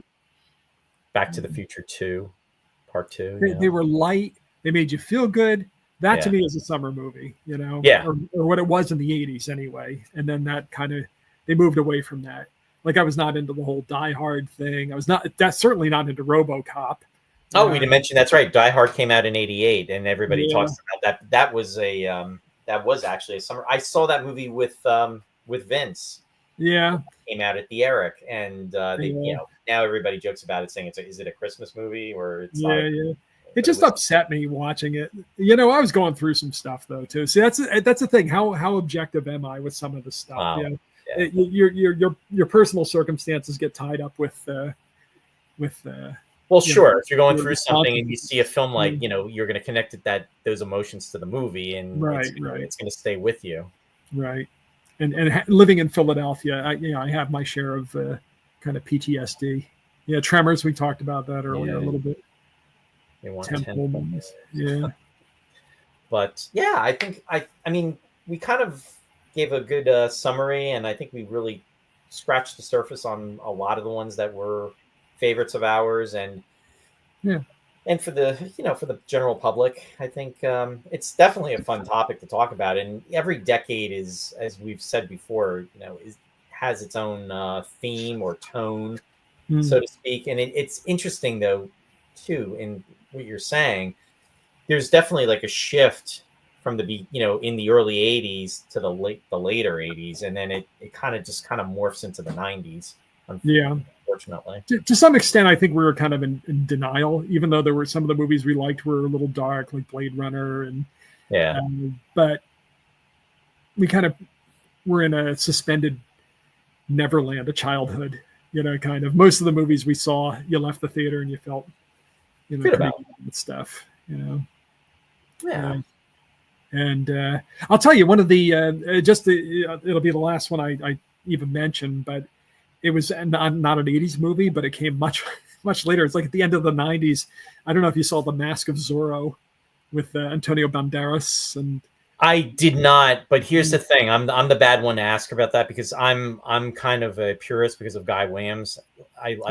Guy Williams is, to me, Guy Williams will always be Zorro. And when I actually had not seen the Disney movies at that point, because I would not see them until I saw them on the Disney Channel, and then they were released. And it just kind of miffed me. And I'm not taking away anything from Antonio Banderas. But there's so many Zorros even before Guy Williams. Oh, and then the one that I mean, they did the one with, and again, he's another excellent actor, but George Hamilton. I just not to be taken seriously. And there's a recent series, a French one, which I'm dying to see, but I don't know how to see it, with Jean Dujardin. Is that his name? The guy who was in The Artist. Okay. It looks like it's fun. But anyway, my point is that one felt more like an 80s movie than almost any other 80s movie I'd seen in the 90s. Or does that make sense? Any other summer movie I saw in the 90s. It does. It totally makes sense. Bill, thanks for joining us tonight, and we appreciate it. We'll catch you next time. Appreciate it. All right. Well, you do what you need to do now, Roy. No, I think we had really a really good, a great discussion about this, and there's a lot of nostalgia to it too, and we're not talking about something that's like from 10, 20, 30 years ago. We're talking about something that's like literally between 35 and 40 years ago. It's crazy. I don't know where the years have gone. So 45. Star Wars created the summer movie, and it also killed the movies. Isn't that the irony? I mean, the Star Wars kind of like became the peak, and then everything went down from there. We didn't see it at first, but it kind of took over. So now the whole year is summer movies. Yeah, exactly. Yeah, and series, saying Super 8 was a nod to that time. Yeah, that's he made the movie that I wanted to make. Basically. But all right, I'm gonna go to the shout outs. I'm gonna go really quickly with this. So I just want to all right, go ahead. Give a quick shout out. I'll see you next week. Well, I'll be quick about it. Just want to give a shout out to Mike and Mary Beth for Sci-Fi Distilled. They're on Wednesday nights at 7 p.m. Eastern Daylight Time. They were just doing Star Wars this month. They're not sure what they're going to be doing, so check them out on their Facebook page. They will be listing what will be discussed, and that will be this Wednesday, 7 p.m. Eastern Daylight Time. So stay tuned for that.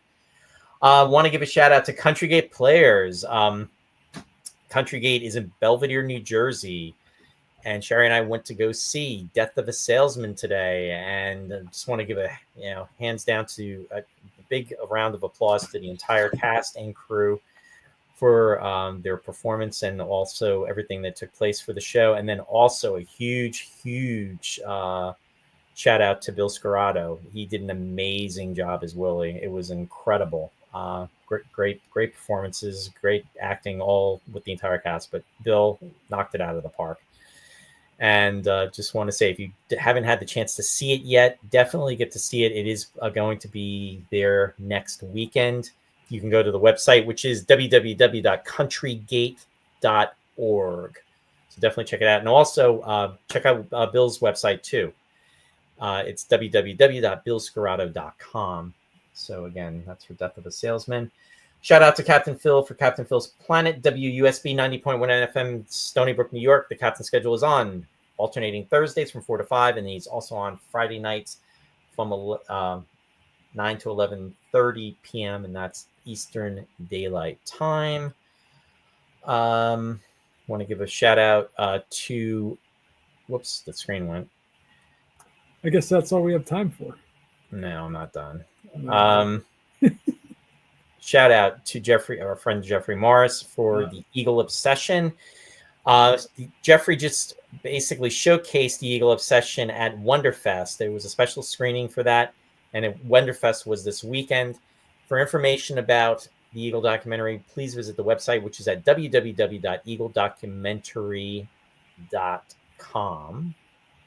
And also want to give a shout out to our friend Lou, who's also out there. And Lou, with his film, which was Found in Space, is available for streaming on YouTube. You can just go to the link. Lou will share that in the chat section. So I just wanted to put that out there as well too. I still have to watch his the first one he did, the one before that. Yeah, he did a really amazing job. I mean, talk about doing the effects and everything. I mean, Lou directed, produced, or wrote it. He did a really good job. Wonderfest was this weekend. I really, really, really wanted to be there for it, but unfortunately I could not make it.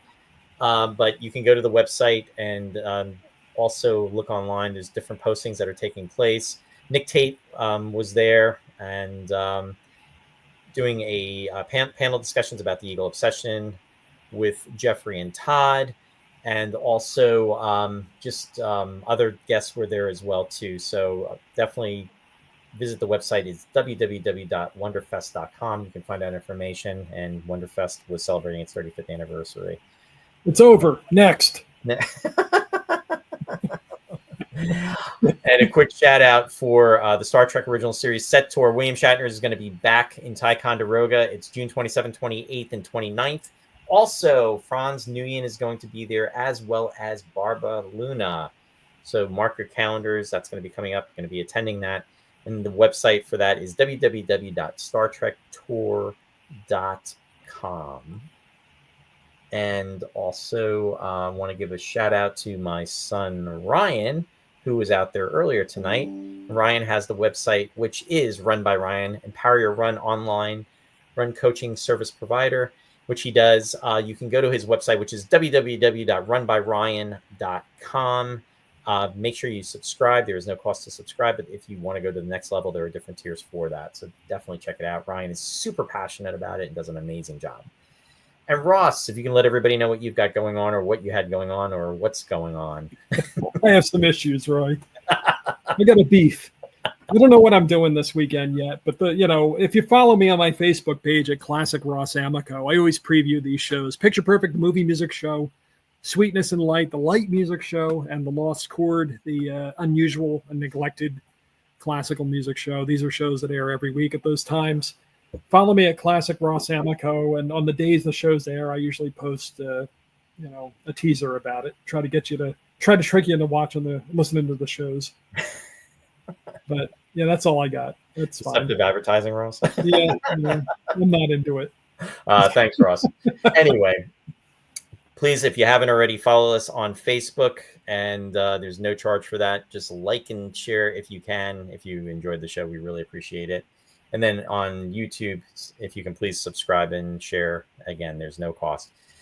So Ross and I will be off next weekend, but we will be back. I'm pretty sure we'll be back Friday the 13th, how appropriate, which is going to be June 13th. So we will be back 2 weeks from this past Friday, which is at 7 p.m. Eastern Daylight Time. So stay tuned. I'll be posting about that, and we'll let everybody know what we've got planned. So there we go, Ross. I think we did that pretty quickly. Good job, Roy. And I want to thank everybody for joining us out there, and we really hope you enjoyed the show. Any last words, Ross?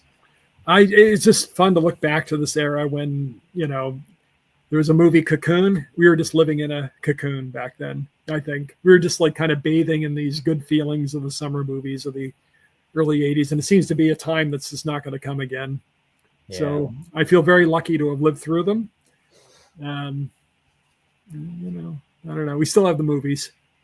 We still have the movies. Yeah, Cocoon is 40. We're just not making them anymore. Yeah. Cocoon we didn't talk about, but that's I believe that came out in 85, so it's 40 years this year, believe it or not, which is crazy. Ron Howard directed it, I think. Yeah. Yeah, we can't do it because it's not available. Didn't we try to do that once? I think we did. Yeah, and it's hang on to your physical media, folks, because these movies just they yank them and you can't get them. You do not own them. You have the streaming of the rights. You have the right to stream them, but once they pull the rights, you've lost yours. Yeah. And then Roy and I have to risk the safety of our laptops because we'll have to watch it on some Russian site.